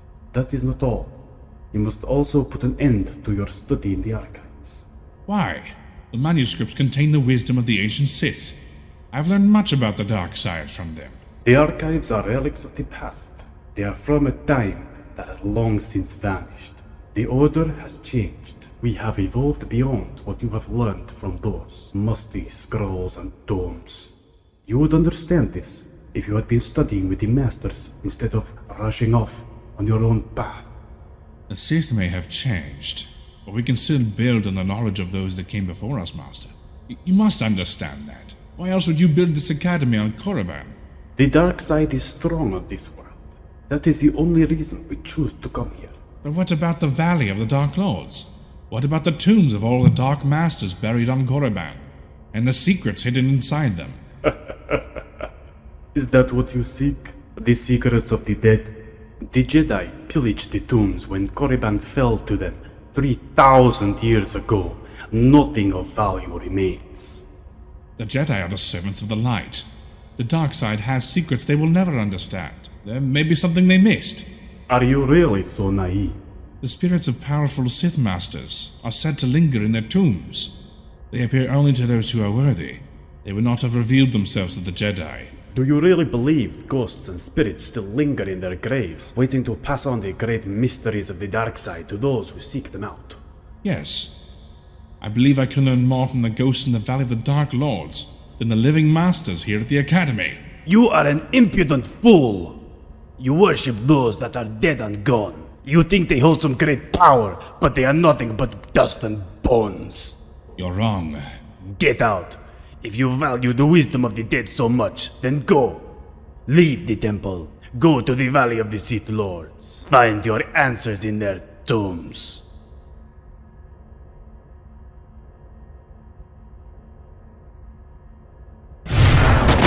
What in blazes did you do, Cordis? I assume you are referring to Apprentice Bane. Of course I criffing mean Bane. No more games, Cordis. What did you do to him? To him? Nothing. Not in the way you're thinking. I merely tried to reason with him. I tried to make him understand the necessity of working in the structure of this institution. You manipulated him. You twisted his mind somehow. You forced him down a path you wanted him to take, the path of ruin. Why, Cordis? Bane brought this on himself. He was willful, obsessed with the past. He is of no use to us until he accepts the teachings of this academy. Tell me what happened, Cordis. Where is Bane now? He's gone into the wastelands. He's heading for the Valley of the Dark Lords. What? Why would he do that? I told you, he is obsessed with the past. He believes there is secrets out there that will be revealed to him. Secrets of the dark side. Did you warn him of the dangers? The Pelko swarms, the Ducata? He never gave me the chance. He wouldn't have listened anyway. He's going to survive. He's stronger than you know. If he survives, he will learn the truth. There are no secrets in the valley. Not anymore.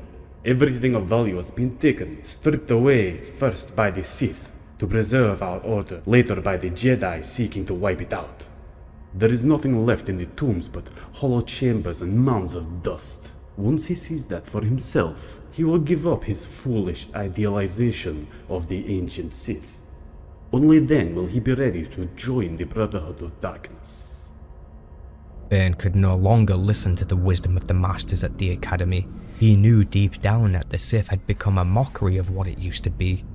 He was determined to find answers within the Valley of the Dark Lords, so he ventures there in isolation. When he finally arrived at the valley, he walks over to what is clearly the entrance of an ancient tomb. The carvings and doorwork were tarnished by time. Bane certainly wasn't the first person to come here. He enters the tomb and finds the core deep within. An empty sarcophagus lay in the middle of the room. The tomb was barren, deserted. It looked too empty, in Bane's opinion. He looked around the room, hoping to at least find the remains of the Dark Lord laid to rest here, but there was nothing. He called out and his voice echoed across the stone walls. No voice returned his calls. No dark side masters appeared in ghostly forms to offer advice or knowledge. The past is dead. However, this revelation did not encourage the new teachings of the Sith for him. It only bolstered his belief that the current Sith have so lost their way that not even the Dark Lords of the past wish to linger in their tombs anymore. Korriban was no longer a place of grand power. The dark side no longer flowed through its core as it once did. The Brotherhood and their pathetic new code of equality have tainted the Sith Order and weakened them as a whole. This made Lord Khan and all the other masters traitors to the true Sith. Bane would not be fooled. He would not bow down to the will of Lord Khan and his Brotherhood. It had been weeks since he left the academy. He survived without food or water due to his immense power in the Force. However, he was now beginning to feel the effects of dehydration and hunger. Bane returns to the Sith Academy and immediately visits the kitchen area to eat his fill of food and quench his hunger. Then, the veil of fatigue falls over him, so he travels to his room and throws himself on the bed and falls into a deep slumber. Welcome back, Bane. I trust your journey was educational. I hope you understand now why I let you go. This was the final phase of your training. You have to understand why we have abandoned the old ways. This is a new age, and you could understand that only once you recognize the old age is truly gone. Now that you have learned that final lesson, the Academy has nothing left to teach you. You are no longer an apprentice, Bane. You are now fit to join the ranks of the Masters. You are now a Dark Lord of the Sith. I know Lord Qasim has already gifted you a lightsaber. I too have a gift for you. Take it, Lord Bane. This synthetic crystal is stronger than the one powering your lightsaber now, and it is much stronger than the natural crystals the Jedi use to power their own weapons. The timing of your return from the wastes couldn't have been better. We are making preparations to leave Korriban. Lord Khan has need for us on Ruusan. All of the Sith must be united in the Brotherhood of Darkness if we are to defeat the Jedi. The Brotherhood will fall. Khan does not understand the dark side. He is leading you down the path of ruin. Some might consider that talk to be treason, Lord Bane. You would do well to keep such ideas to yourself in the future. You may be a Dark Lord now, Bane, but there is still much about the dark side you do not understand. Join the Brotherhood, and we can teach you what we know. Reject us, and you will never find what you seek. Cordis had visited Bane to inform him that the students of Korriban have now all been granted the rank of Dark Lord. They were now fit to join the Masters in the Brotherhood. Lord Khan was requesting that all the Masters and new Sith Lords should join them on the world of Ruusan. He claimed victory over the Jedi was imminent. However, Bane did not desire to follow the Brotherhood, and for now, he still needed to sleep. Before long, another knock at the door had awoken Bane, except this time, it was a face he could appreciate. Can I come in? Why are you here? Why did you leave? It's hard to explain. You are right about what happened with Sith'Ari. I should have finished him, but I didn't. I was foolish and weak. I didn't want to admit that to you. You left the academy so you wouldn't have to face me? No. I didn't leave because of you. I left because you were the only one who recognized my failing. Everyone else congratulated me for my great victory, because Qasim, Cordis, everyone, they were blind to the true nature of the dark side. They're as blind as I had been, till you opened my eyes. I left because the academy has nothing more to offer me. I went to the Valley of the Dark Lords, hoping to find the answers I couldn't find here. And you never thought to come tell me all this? I should have come to you. I acted irrationally. I let my anger of Cordis drive me away. I've answered your question. Now you answer mine. Why are you here? Not here. I have something to show you in the archives.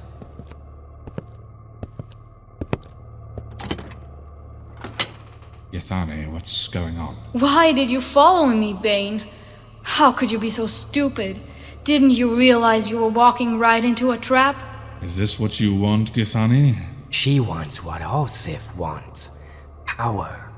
Victory. She knows to side with the strong. I'm stronger than he is. I proved that in the dueling ring. There is more to power than physical prowess. Strength means more than just the ability to use the Force. It means intelligence, cunning, ruthlessness. You know how easily I defeated you in the ring. Are you so certain you can defeat me now? 4 against 1, Bane, and you left your lightsaber back for Chambers. I like those odds. This fool actually believes you brought me here for his sake. We both know why you brought me here, Giffany. You don't want to side with Sith'Ari. You've been plotting ways to get me to kill him ever since you first arrived. Enough! Giffany had lured Bane to the library so Sith'Ari and his friends could ambush him. However, every single one of them underestimated Bane. As it would turn out, Giffany had actually picked up Bane's lightsaber back in his room and brought it with her. As Sith'Ari lunges in after Bane, she throws him his weapon so he can defend himself. In the moment, Giffany chose Bane to be her ally. She ignites her energy whip and assists Bane in the battle. After Sith'Ari's friends were defeated first, Bane approaches the helpless Zabrak, listens to him beg for his life. Please, Bane, I yield. End it now, Bane. Listen to me. I'll serve you. I'll do anything you command. You can use me. I can help you. Please, Bane, have mercy. Those who ask for mercy are too weak to deserve it.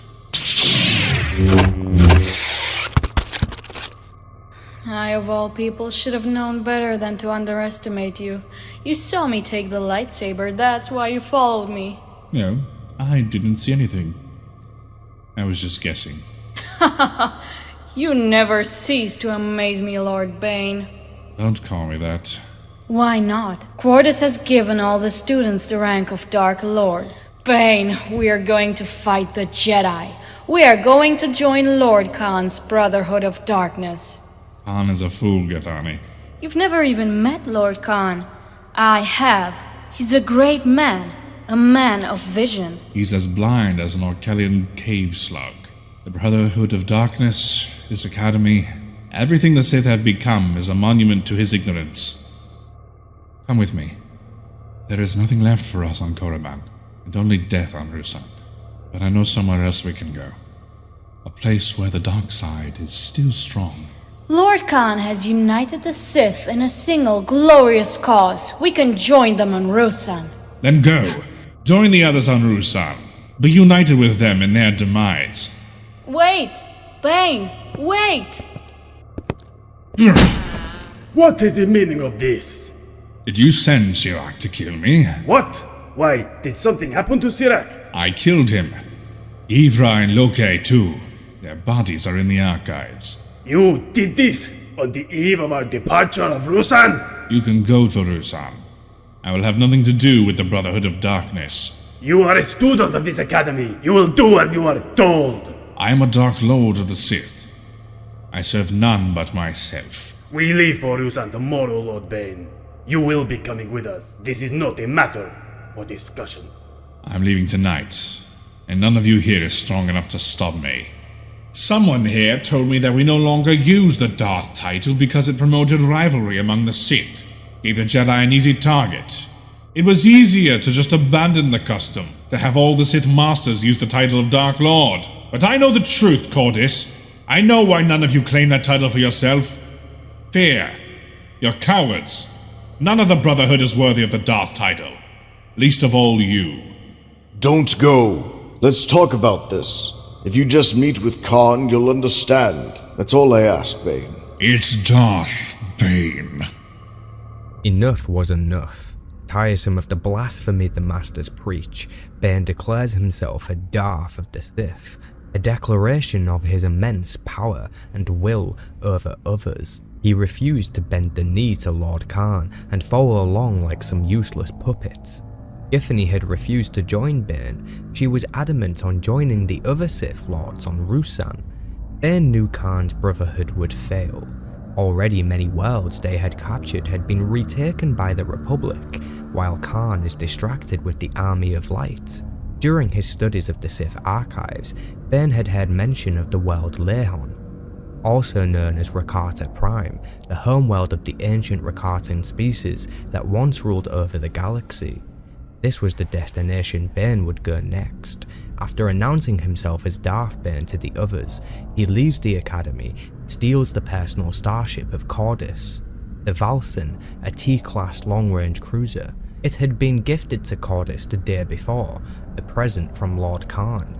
Now it belonged to Bane. He boarded the starship and used the basic flight training he learned back in the military to navigate to the world of Lehon. When Darth Bane arrives, he could feel the imprint of the past. Visibly, the world was a graveyard for what could be called the greatest defeat of the Sith. Remnants of freighters and the Starforge still orbited the planet. Bane landed on the surface safely. When he leaves his ship, a Rancor appears from the tree line. It had heard Bane's ship touch down and was prepared to fight on its territory. As the giant beast charged toward the Sith Lord, he simply stood his ground. He reaches out a hand and using the Force he touches the Rancor's mind, dominating it, bending its will to serve him. Not only that, Bane seeked the source of the dark side presence on this world. He knew the creature had likely seen it before, so he delved into its memories, forcing it to recall the ancient Rakatan temple. Without a doubt, Bane knew this would be the location of the planet's source of power. He could feel the dark side pulsing through the veins of the world. Its presence was far superior than what Korriban had to offer. Bane mounts the Rancor and uses it to transport him to the ancient temple. When they arrive, he didn't kill the beast. There was no purpose in its death. He allowed the Rancor to retreat into the forest. The ancient Rakatan temple stood tall and withered. The forest around it had created an empty circular perimeter, almost as if the trees were too afraid to grow close to the temple. There was no one else around. Any sign of intelligent life died long ago. Without any resistance, Darth Bane enters the ancient temple, searches high and low for anything of value to him. He didn't seek treasures or riches. His goal was simple: knowledge. He knew the current Sith Order was a failure. He needed to seek enlightenment about the situation. A rigorous search came up with nothing, but as Bane explored the upper levels, he felt the presence of the dark side grow stronger. His eyes were drawn to the far stone wall, not too far from a damaged computer terminal. As he approaches the wall, he sees a faint, purple glow. Reaching out with the Force, Bane connects with the glowing light, and it reveals a treasure behind the stone block. This was no ordinary treasure. When he pulls his reward out from the hole, he sees a small pyramid-shaped device in his hand. It was a holocron. Bane was familiar with a holocron and what they were used for. However, the one he held now was one of far more significance than what he'd seen on Korriban. This device was smooth and had no text or symbols etched into its surface. Usually, a holocron would have some kind of Sith facade. Bane wondered whether or not this holocron he found perhaps predated even the ancient Sith. He sits on the cold ground and begins to eagerly channel his energy into the holocron. The device came to life with a flicker of light. A small holo projection appeared before Bane. It was a man wearing a dark hooded robe. When he spoke, his voice was crisp and clear. I am Darth Revan, Dark Lord of the Sith. The halls below and above reverberated with Bane's booming, victorious laughter.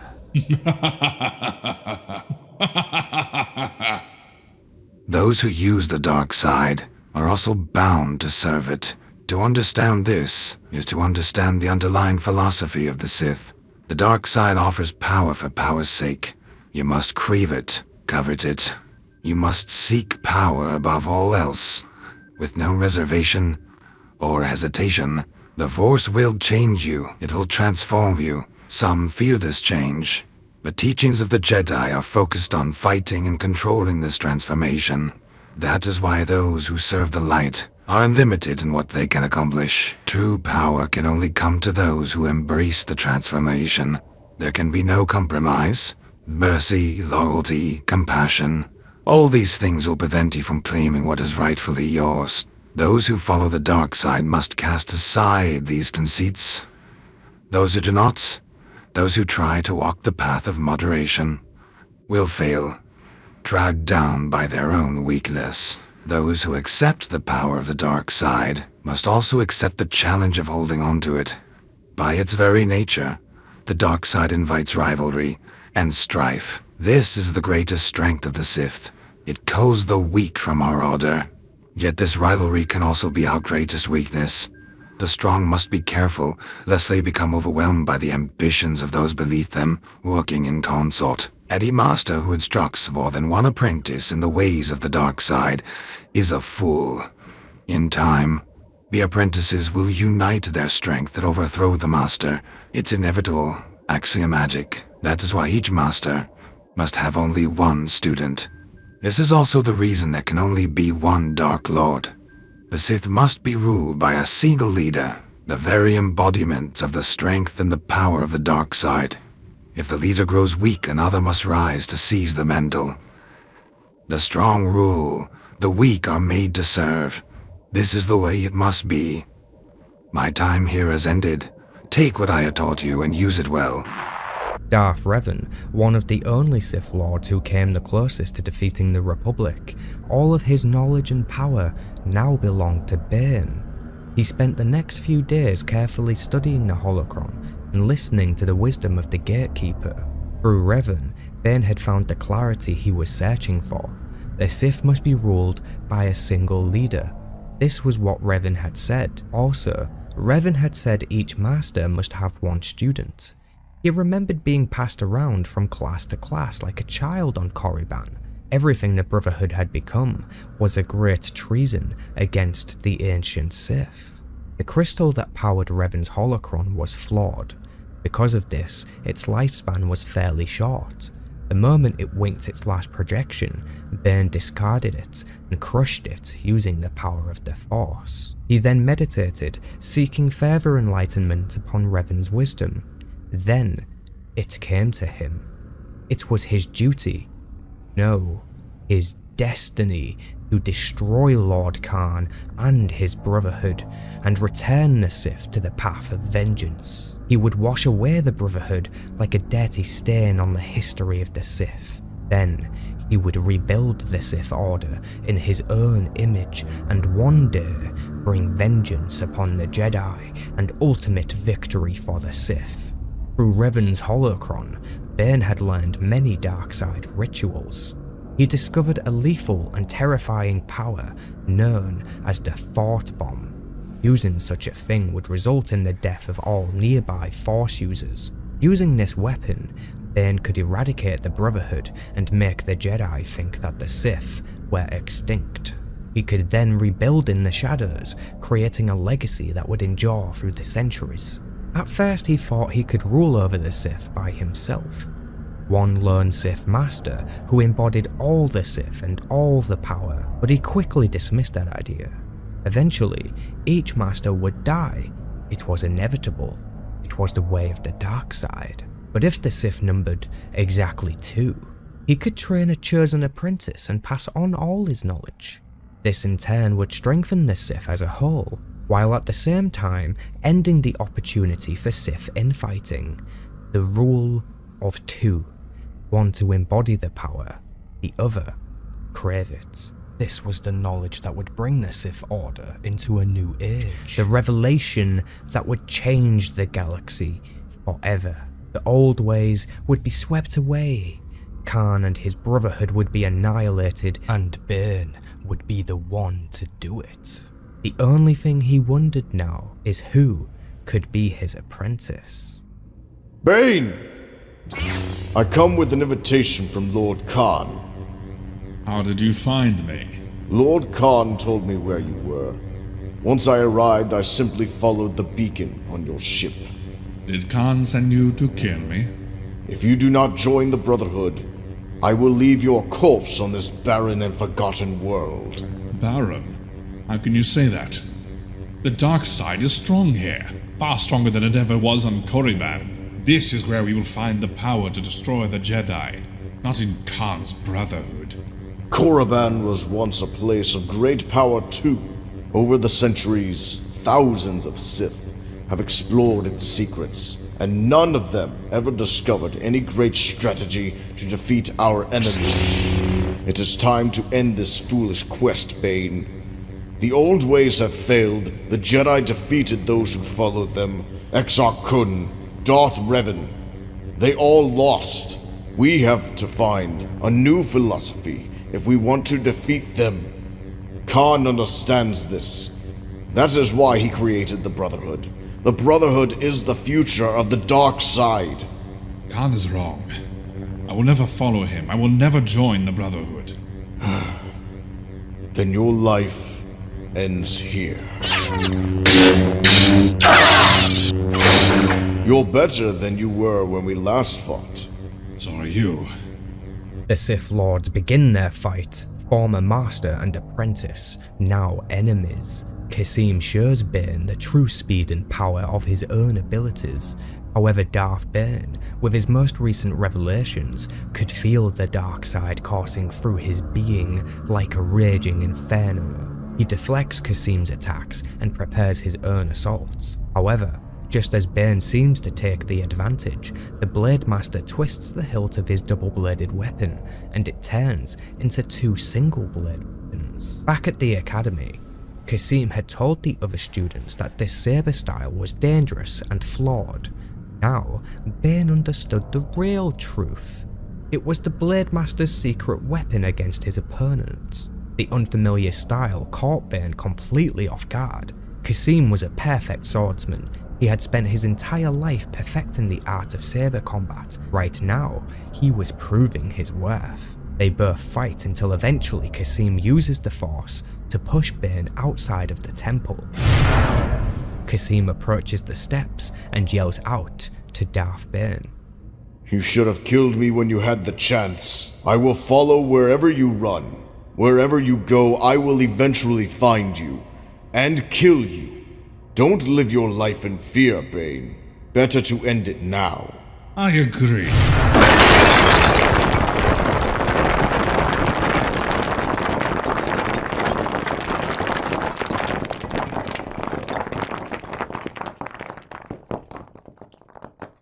Using the dark side energy that was boiling within, Darth Bane collapsed the Rakatan temple around Kasim and buried him in the dust and rubble. He was victorious over his former mentor. Darth Bane simply turned his back and walked away. When he returned to his starship on the beaches, he had thought up the next part of his plan. First, he would send a message drone to Lord Khan, explaining he is sorry for killing Kasim and hoping to join the Brotherhood. This was a lie, of course. Bane wanted the Brotherhood to think he was a friend.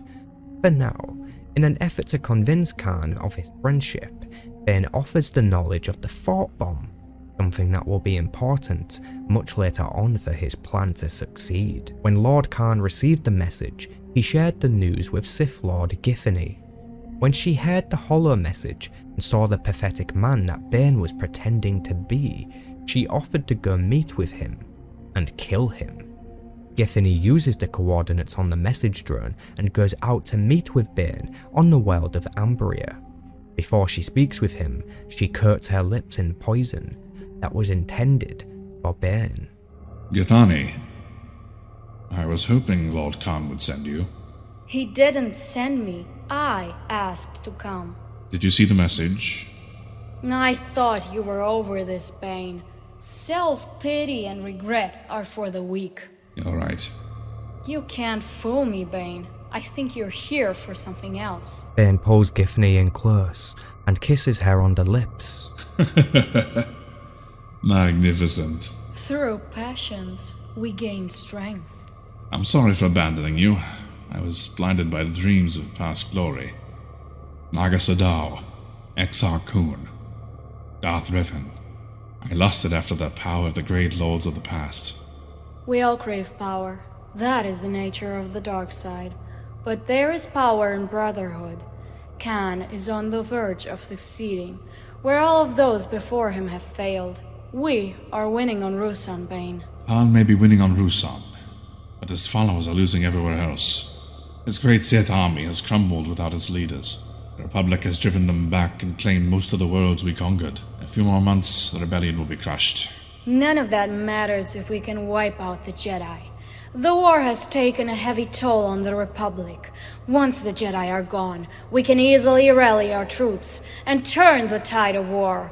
All we have to do is wipe them out, and ultimately, victory will be ours. All we have to do is win on Ruusan. There are other Jedi besides those on Ruusan. A few, but they are scattered in ones and twos across the galaxy. If the Army of Light is destroyed, we can hunt them down at our leisure. Do you really believe Lord Khan will win? He has claimed imminent victory before and failed on his promise.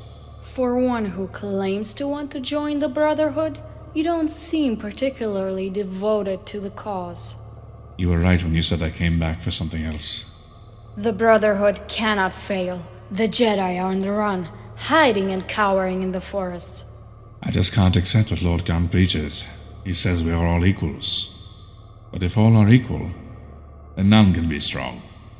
Do not believe everything Khan says. Once the Jedi are destroyed, many of his followers will discover that some of us are more equal than others. Bane pulls Giffany in again and kisses her passionately. I guess you accept. You pack up your camp. I'll go ahead to let Khan know you're coming. I can't wait to see the look on his face when you tell him about this meeting. Neither can I. Neither can I. Giffany leaves believing she had fooled Darth Bane. He had tasted the poison on Giffany's lips. He had even recognized it as rockwort venom. Through the lessons of Revan's holocron, Bane had learned how to survive toxins and mild poisons. No mere rockwort venom was about to fell the giant Sith Lord. However, Giffany had also used a mixture of Synox poison.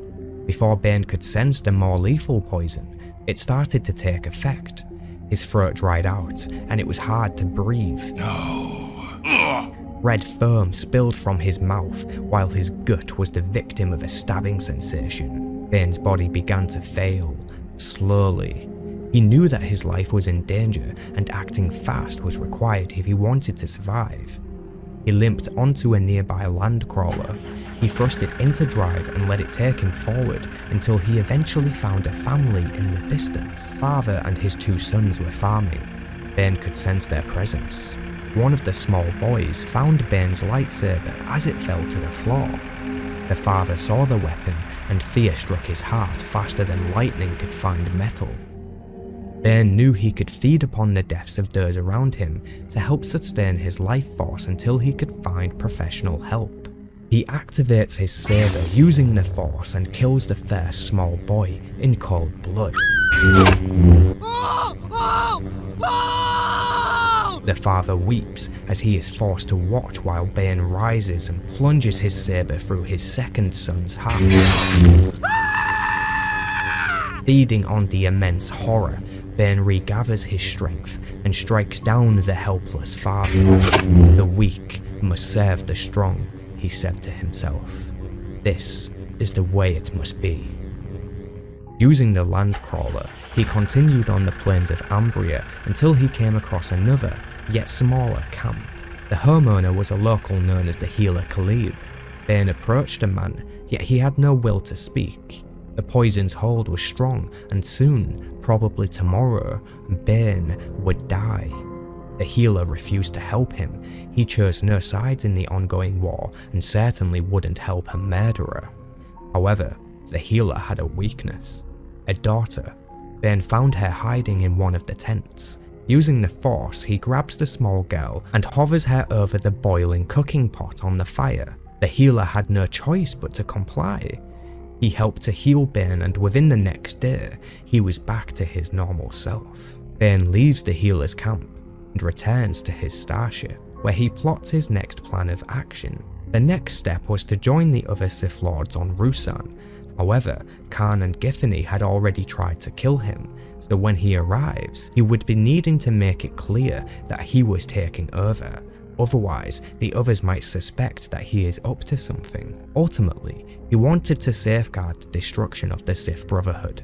If he attended Ruusan now, he could make sure events unfold the way he wants them to. He would manipulate Khan into using the fort bomb and destroying himself and everyone else around him at the same time. Bane arrives on Ruusan and wanders through a recent battlefield. He sees a former student of the academy laid dying on the floor. The Sith Lord laid with his head leant against a rock. Lord Bane? Han told us you were dead. Missed the fight. The battle is glorious.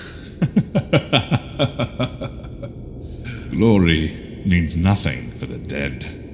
Help me, Lord Bane. My name is Darth Bane.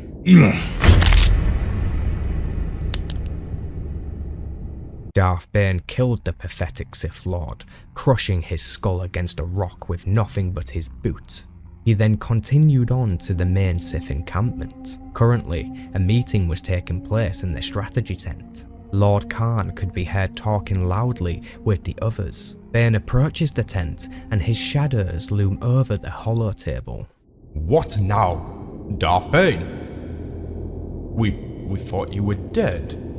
I'm tired. Do you mind if I sit? Of course. Anything for a brother. Thank you, brother. Please, continue with your strategy. As I was saying, the Jedi are hiding in the forest. We can flush them out if we split our numbers. If we deploy our flyers, we can flank their southern lines. Deploying flyers and flanking armies. You're thinking like a dirt general, not a Sith Lord. How did you ever find the guts to try to poison me? That wasn't me. Don't apologize for cunning and trickery. I admire you for it. We are Sith, servants of the dark side. Now look at this map. Think like a Sith. Don't just fight in the forest. Destroy the forest. And just how do you propose we do that? I can show you.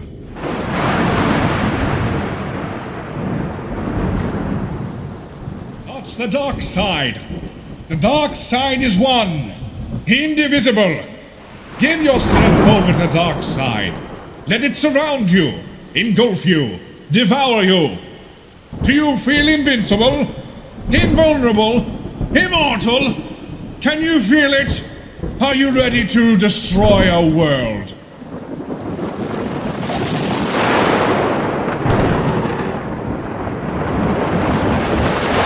Using another ritual he had learned from Revan's holocron, Bane was able to join the minds of the Sith Lords on Ruusan and create a divine storm of force lightning that ripped and tore through the forest. Trees were burnt to ash and boulders were sent flying across the landscape. The indigenous wildlife known as bouncers were also caught in the blast. The storm forces the Jedi to leave their shelter in the forests. In the end, there was no forest. However, the ritual came at a great cost. It abruptly ended when Khan used his own powers of Force inspiration to gather the Sith Lords for an attack against the now fleeing Jedi. Bane was furious that they had disconnected rather than continuing the chaos. They could have wiped out their army with the storm. Regardless, Bane knew that despite their morale and bravado, the Brotherhood would not defeat the Jedi. The Jedi always remain united in their cause against the dark side. This is why they always win, because their unification against a common foe grants them power. It's inevitable. While the Brotherhood departed to engage the Jedi, Bane remained at the camp and walked towards Lord Khan's personal tent. As he approached, Lord Cordis landed nearby on a flyer and greeted Darth Bane. You have no need for your weapon, Bane. I have come with an offer. An offer? What could you possibly have to offer me? My allegiance. Why would you give your allegiance to me? Why should I even want it? I am not blind, Lord Bane. I see you speaking with Giffany. I see how you are undermining Khan. I know the reason you have come to Ruusan. What exactly are you proposing? I know what happened to Qasim. He sided with Khan against you. He paid for that decision with his life. I am not so foolish. I know you are here to take over the Brotherhood. I believe you will succeed, and I want to help you. You want to help me take over the Brotherhood? Replace one leader with another, and you and the rest of your Brotherhood continue as before? That's your brilliant plan? I can prove to be quite useful to you, Lord Bane. Many of the Brotherhood are former students of my academy. They still look to me for guidance and wisdom. Therein lies the problem. Your wisdom has destroyed our order. You have polluted the minds of your followers. You and Khan have led them down the path of ruin. I don't understand. That has always been the problem. The Brotherhood must be purged. The Sith must be destroyed and rebuilt. You, Khan, and all the others must be wiped from the face of the galaxy. That's why I have returned. Please! Not like this! Release me! Let me draw my lightsaber! Let us fight like Sith! Surely you know I can kill you just as easily with my lightsaber as I could with the Force. I know! More honor in death by combat! Honor is for the living. Dead is dead. Lord Cordis was a fool for thinking that Darth Bane would entertain any scenario where they would be allies. Bane killed Cordis, easily tearing through his defenses and seizing him in the air with the almighty power of the dark side. He crushed his throat and left his lifeless corpse to rot in the nearby bushes. The next part of Bane's plan was to interfere more so with Lord Khan. He needed Khan to believe Bane was a threat to his authority. Bane enters Khan's personal tent and uses the computer to relay orders to their fleet that is currently blockading the planet. He tells the fleet to engage the Republic. This in turn would mean the Jedi could send reinforcements to the ground. This only worked against the Brotherhood. 300 or more Jedi descended to the planet to bolster General Hoth's army. Khan had no option but to retreat back to base camp and question what went wrong. Back so soon, Khan? What happened to your glorious battle? Reinforcements. Somehow Farfalla found a way through our blockade. I told your fleet to engage the Jedi. But why? I wanted all the Jedi here on Ruusan at the same time. You blasted fool! Victory was ours! We had Hoth beaten! That is your goal, not mine. I'm after a prize far greater than the death of General Hoth. He is but one man. We all know what prize you seek, Darth Bane. You're here to take over the Brotherhood. If you lead them against the Jedi, then you'll lead them to their slaughter. How quickly you've fallen into despair, Khan. It seemed only hours ago you were certain of victory. That was before Farfalla and his reinforcements arrived. back when we had the advantages of numbers and air superiority. All that is gone thanks to you. We can't possibly defeat them now. I can. I know many rituals, many secrets, and I have the strength to use them. The thought bomb. Your leadership has failed. Now I will take the Brotherhood down the path to victory. And what of me? You can swear your loyalty to me with all the others, or you can die in this tent. Do you believe the others will follow you? They are still wary of you after the last ritual. The Brotherhood is about equality, not servitude. Asking the others to bow down before you will only drive them away or turn them against you. How do you think the others will react when I tell them how you orchestrated the arrival of the Jedi reinforcements? Killing me won't keep your secret. The others know you weren't at the battle when Farfalla's ships arrived. More than a few of them probably already suspect you of betraying them. You may be the strongest among us, but you can't defeat us all, not by yourself. You're right. You're right. There's still hope, though. Follow me, and I will keep the others from turning against you. Join us in the Brotherhood. What about the Jedi? What about their gunships? We can nullify their air superiority by retreating into the caves. I know General Hoth. He will follow us, and there we will unleash the thought bomb against them. I will do as you say, Lord Khan. Together, we will destroy the Jedi. Unfortunately, there are still complications. Complications? I can convince the rest of the Brotherhood to forgive your treasonous acts, but only after the Jedi are destroyed. Until then, you will have to remain hidden from the others. I will lead the Brotherhood to the caves. I am strong enough to join their minds and unleash the power of the thought bomb without your help. You stay here in the tent until nightfall, then sneak out of the camp. Stay safely out of view until the deed is done. His plan was working. He had successfully deceived Lord Khan into thinking he was in control of the situation. All he needed to do now was simply wait, while Khan led the Brotherhood to their deaths. Just as he said, the entirety of the Brotherhood united and retreated into the caves. 100 Jedi, led by General Hoth himself, followed them into the depths. No one came out alive. Welcome, Lord Hoth.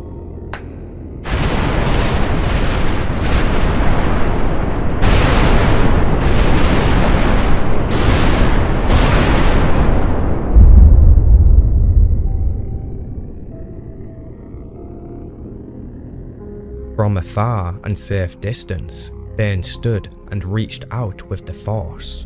No Sith had survived the ritual, not even Giffany. Once, Bane had wondered whether or not Giffany could be his apprentice. That was now no longer possible. The thought bomb didn't kill every Force user on the planet. The blast seemed to be concentrated in the area of the caves and the surface above. Bane was alone now, the only remaining Sith and the new ruler of the Order. The Jedi would believe the Sith died here on Ruusan. In secret, Darth Bane would rebuild the Order, strengthen it from within. Bane knew that to defeat the Jedi, they would need to use the tools of the dark side: cunning, secrecy, patience. It could take decades or even centuries. Bane knew that he might not even live to see the day of the Republic's defeat, but the Sith would grow stronger, all thanks to him. So this video covers Darth Bane's unique perspective of the book trilogy. To understand how Darth Bane takes Zana as his apprentice, please check out our Darth Zana Explained video, as that is also a feature-length production worthy of your time. Darth Bane discovers his apprentice on the world of Ruusan. Rain, a small human female, no older than 9 or 10. She had previously killed 2 Jedi in revenge of her dead bouncer friend. When Bane saw this, he knew the Force was offering him an apprentice to fulfill his vision. He seizes the opportunity, take Zana as his apprentice. While still on the world of Ruusan, Bane and Zana discover an old manuscript that once belonged to Lord Cordis. Not only did it include valuable banking clan codes, but it also held the location of Freedon Nard's tomb. The tomb was located on Duxon, and Bane ventured there alone while he tasked Zana with making her own way to Onderon. Bane crash-landed on Duxon and broke his arm. He used his legs to hold it steady while he forced a bone back into place. When he was ready, he ventured on the surface until he discovered the tomb. While inside, Bane found himself in a similar situation to the tombs of Korriban. Freedon Nard's resting place had already been ransacked. There was nothing here left of value, except Bane noticed a strange, pure black door. The door was no ordinary entrance. It was more like an ancient spell was hiding its existence. However, the spell was now so old that it was beginning to wear off. Bane builds his power and throws the stone slab blocking his way into the wall at the other side of the room. When he entered the newly exposed room, he saw a podium and a small device placed atop, a holocron. As Bane looks up, he sees a colony of bug-like creatures that scuttled and shifted across the ceiling. The moment he steps into the room, one of the bugs wriggles free and lands with a thud on the ground. A second comes crashing down and almost lands on Bane, but he ignites his saber and bats the strange critter away. Immediately, Bane realizes he is in danger. His lightsaber had not harmed the creature at all. Its shell was made of some kind of lightsaber-resistant material. He lunges for the holocron in the middle of the room, while at the same time, all the creatures come hurling down. He uses his lightsaber to wax them away. He uses the power of the Force to throw the rest. Before he could escape the room with his prize, a creature had latched onto his shoulder and another to his chest. The bug sent searing acid into Bane's bloodstream, causing him to scream in agony. He refits the stone slab to the entrance, blocking off any other creatures. As he lay there, he heard the voices of Khan and Cordis, laughing and mocking him, goading him for failing the Sith and now to be defeated here on Duxon. Bane refused to let this be true. He found the will to stand and yelled out down the empty corridors. Go away! As if he wished it to be, the voices departed his mind. Bane then studied the holocron to learn the secrets of Freedon Nard. Bane had learned that the creatures he encountered were named Obelisks. They were organisms capable of attaching with a host and enhancing their power like a multiplier.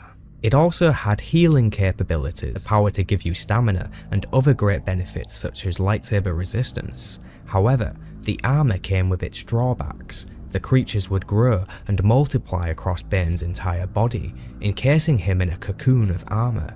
He needed to craft special headgear and gloves to prevent the obelisks growing over his hands and face. The creatures would also feed on your power while giving you more power in return. It was a mutually beneficial relationship, but it would keep the user in constant pain. Bane also found other useful wisdoms from the holocron, such as guidance on how best to focus his apprentice's training. Using a series of tests created by Freedon Nard, Bane had discovered that Zana's abilities were that of Sith sorcery and spells. Over the next 20 years, Darth Bane trained Zana to the best of his ability. He had hardwired the rule of two into her training, so he could rest easy knowing that the Sith would obey this new system. In time, he and Zana would fight for the rank of Master, and only the strongest would survive that encounter. At one point in time, Darth Bane was failing to create his own Sith holocron, a device that could be passed down to teach new apprentices the rule of two. When Bane failed for a third time to make his holocron, he submitted himself to a rage that was fueled by the obelisk armor he wore. For a time, he wondered whether or not the obelisks were weakening him, causing his many attempts to fail. But eventually, his apprentice retrieves a data disk that holds the location of Belia Dazu's fortress. Belia Darzu was the last known Sith Lord to create a holocron, meaning her own personal holocron would be able to explain the secret that Bane was clearly missing. To obtain this knowledge, Dana had betrayed her master, once again submitting himself to another Obelisk-fueled rage. He very nearly kills his own apprentice before she can reveal she had done this to help him, so he could obtain the knowledge he needed. Once things had settled, it became slowly clear to Bane that he may need to remove his armor if he is to regain full control of his power. He couldn't risk the obelisks controlling his actions. If he was to accidentally kill his apprentice, it would mean he'd need to start all over again.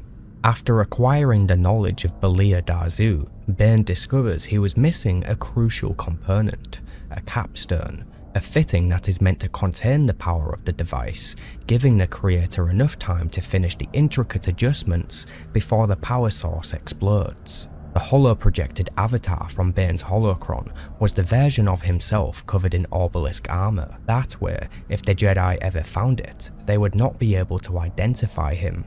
It also showed future, curious Sith Lords that a master must endure pain if they are to succeed. Belia Darzu's stronghold was on Typhon. Bane had sent Zana undercover at the Jedi Temple on Coruscant while he explored the fortress on Typhon. Zana's objective was to find information on how to remove the obelisks. Zana found what she needed, but when she meets with her master on Typhon, they quickly learn that she was followed by 5 Jedi, 3 of which were Jedi Masters. Together, Zana and Bane defeated the Jedi. However, Bane suffered great injury. While attempting to finish off their last opponent, Bane had unleashed a mighty storm of Force lightning. However, one of the dying Jedi at his feet had projected a shield around them both, causing the lightning to ricochet and strike directly back at Bane himself. The attack left Bane a charred husk on the floor. Zana had to take desperate action to save his life, using the help of the healer Khalib on Ambria once again. When Bane was in his later years, his middle 40s, he began to wonder if Zana was taking too long to challenge him for the rank of Master. Because of this, and his aging body, Bane decided it was best to seek out a new ability that could help him assure the Sith's survival. He had heard mention of a Sith Lord named Darth Dedu. This ancient Sith was said to have known the secret of essence transfer, a secret that Bane desired. Following his leads, Bane risks a treacherous journey through hyperspace to arrive at the world of Pragoth. Here, he would find a temple that housed many cult members, a cult that still worshipped Dedu. Sensing the people within, Bane knew no one there was a threat to him. When he landed on the temple roof, 24 or more cultists came out to attack him. Bane simply projected a dark side aura, and as the enemy entered it, they would quickly turn to dust and burn, rapidly aging and decaying. This was just one of Bane's many talents. Storming the inside, Bane cut down any pathetic soul that dared to stop him. Inside the temple, he finds his prize, yet another holocron, the one created by Darth Dedu. When Bane spoke with the gatekeeper of the holocron, it only spoke of basic lessons and trivial thought food that Bane had no time for. He already knew the ways of the Sith and sought only the secret of essence transfer. Show me the ritual of essence transfer! The ritual is fraught with danger. Attempting it will cause the current vessel to be destroyed. Your body will be consumed by the power of the dark side. Choose your new vessel carefully.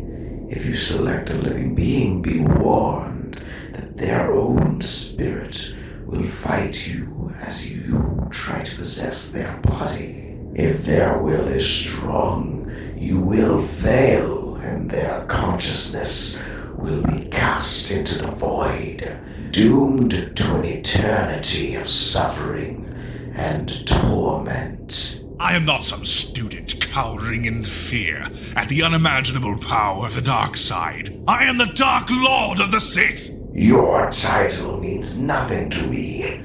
I decide who's worthy to learn my secrets and you are not yet ready. Perhaps you will never be. If you do not give me what I seek, then I will take it! Using his own knowledge of how to construct a holocron, Bane was able to reach into the device's core and begin hacking the framework as if it was a computer terminal. However, this task was at least 1,000,000 times more complicated. Carefully, he adjusted the interior patterns, spending hours focusing while he searches for the secret. Eventually, he finds what he's looking for, and Dedu's knowledge burns itself into his brain in just 1 second. The Dark Lord stumbled a little as he collects himself, his mind now overflowing with information. He spends the journey home deciphering the knowledge and allowing it to sink in. By the time he arrives home to his mansion on the world of Sith'Ari, he had digested it all. However, as he entered his home, he sensed many intruders. Before he knew it, a couple of flashbangs went off and a dozen or more soldiers descended on him with nets and stun rifles. Bane could sense one individual who was somehow suppressing his power, but he quickly overcame it. Bane gives himself to the Force and retaliates, striking some with lightning, breaking the necks of others. He leaps to the balcony and sees an Iktochi female opposing him. She was the one trying to suppress his power. She had a gift. Bane lunges after her, but she counters and kicks him back to the ground level. While he's on the floor and dazed, the Iktochi female jumps down and manages to cut Bane's arm just as he rolls away. Moments later, the poison that coated the blade, the Senflax, began to paralyze the Dark Lord, allowing the intruders to take him prisoner.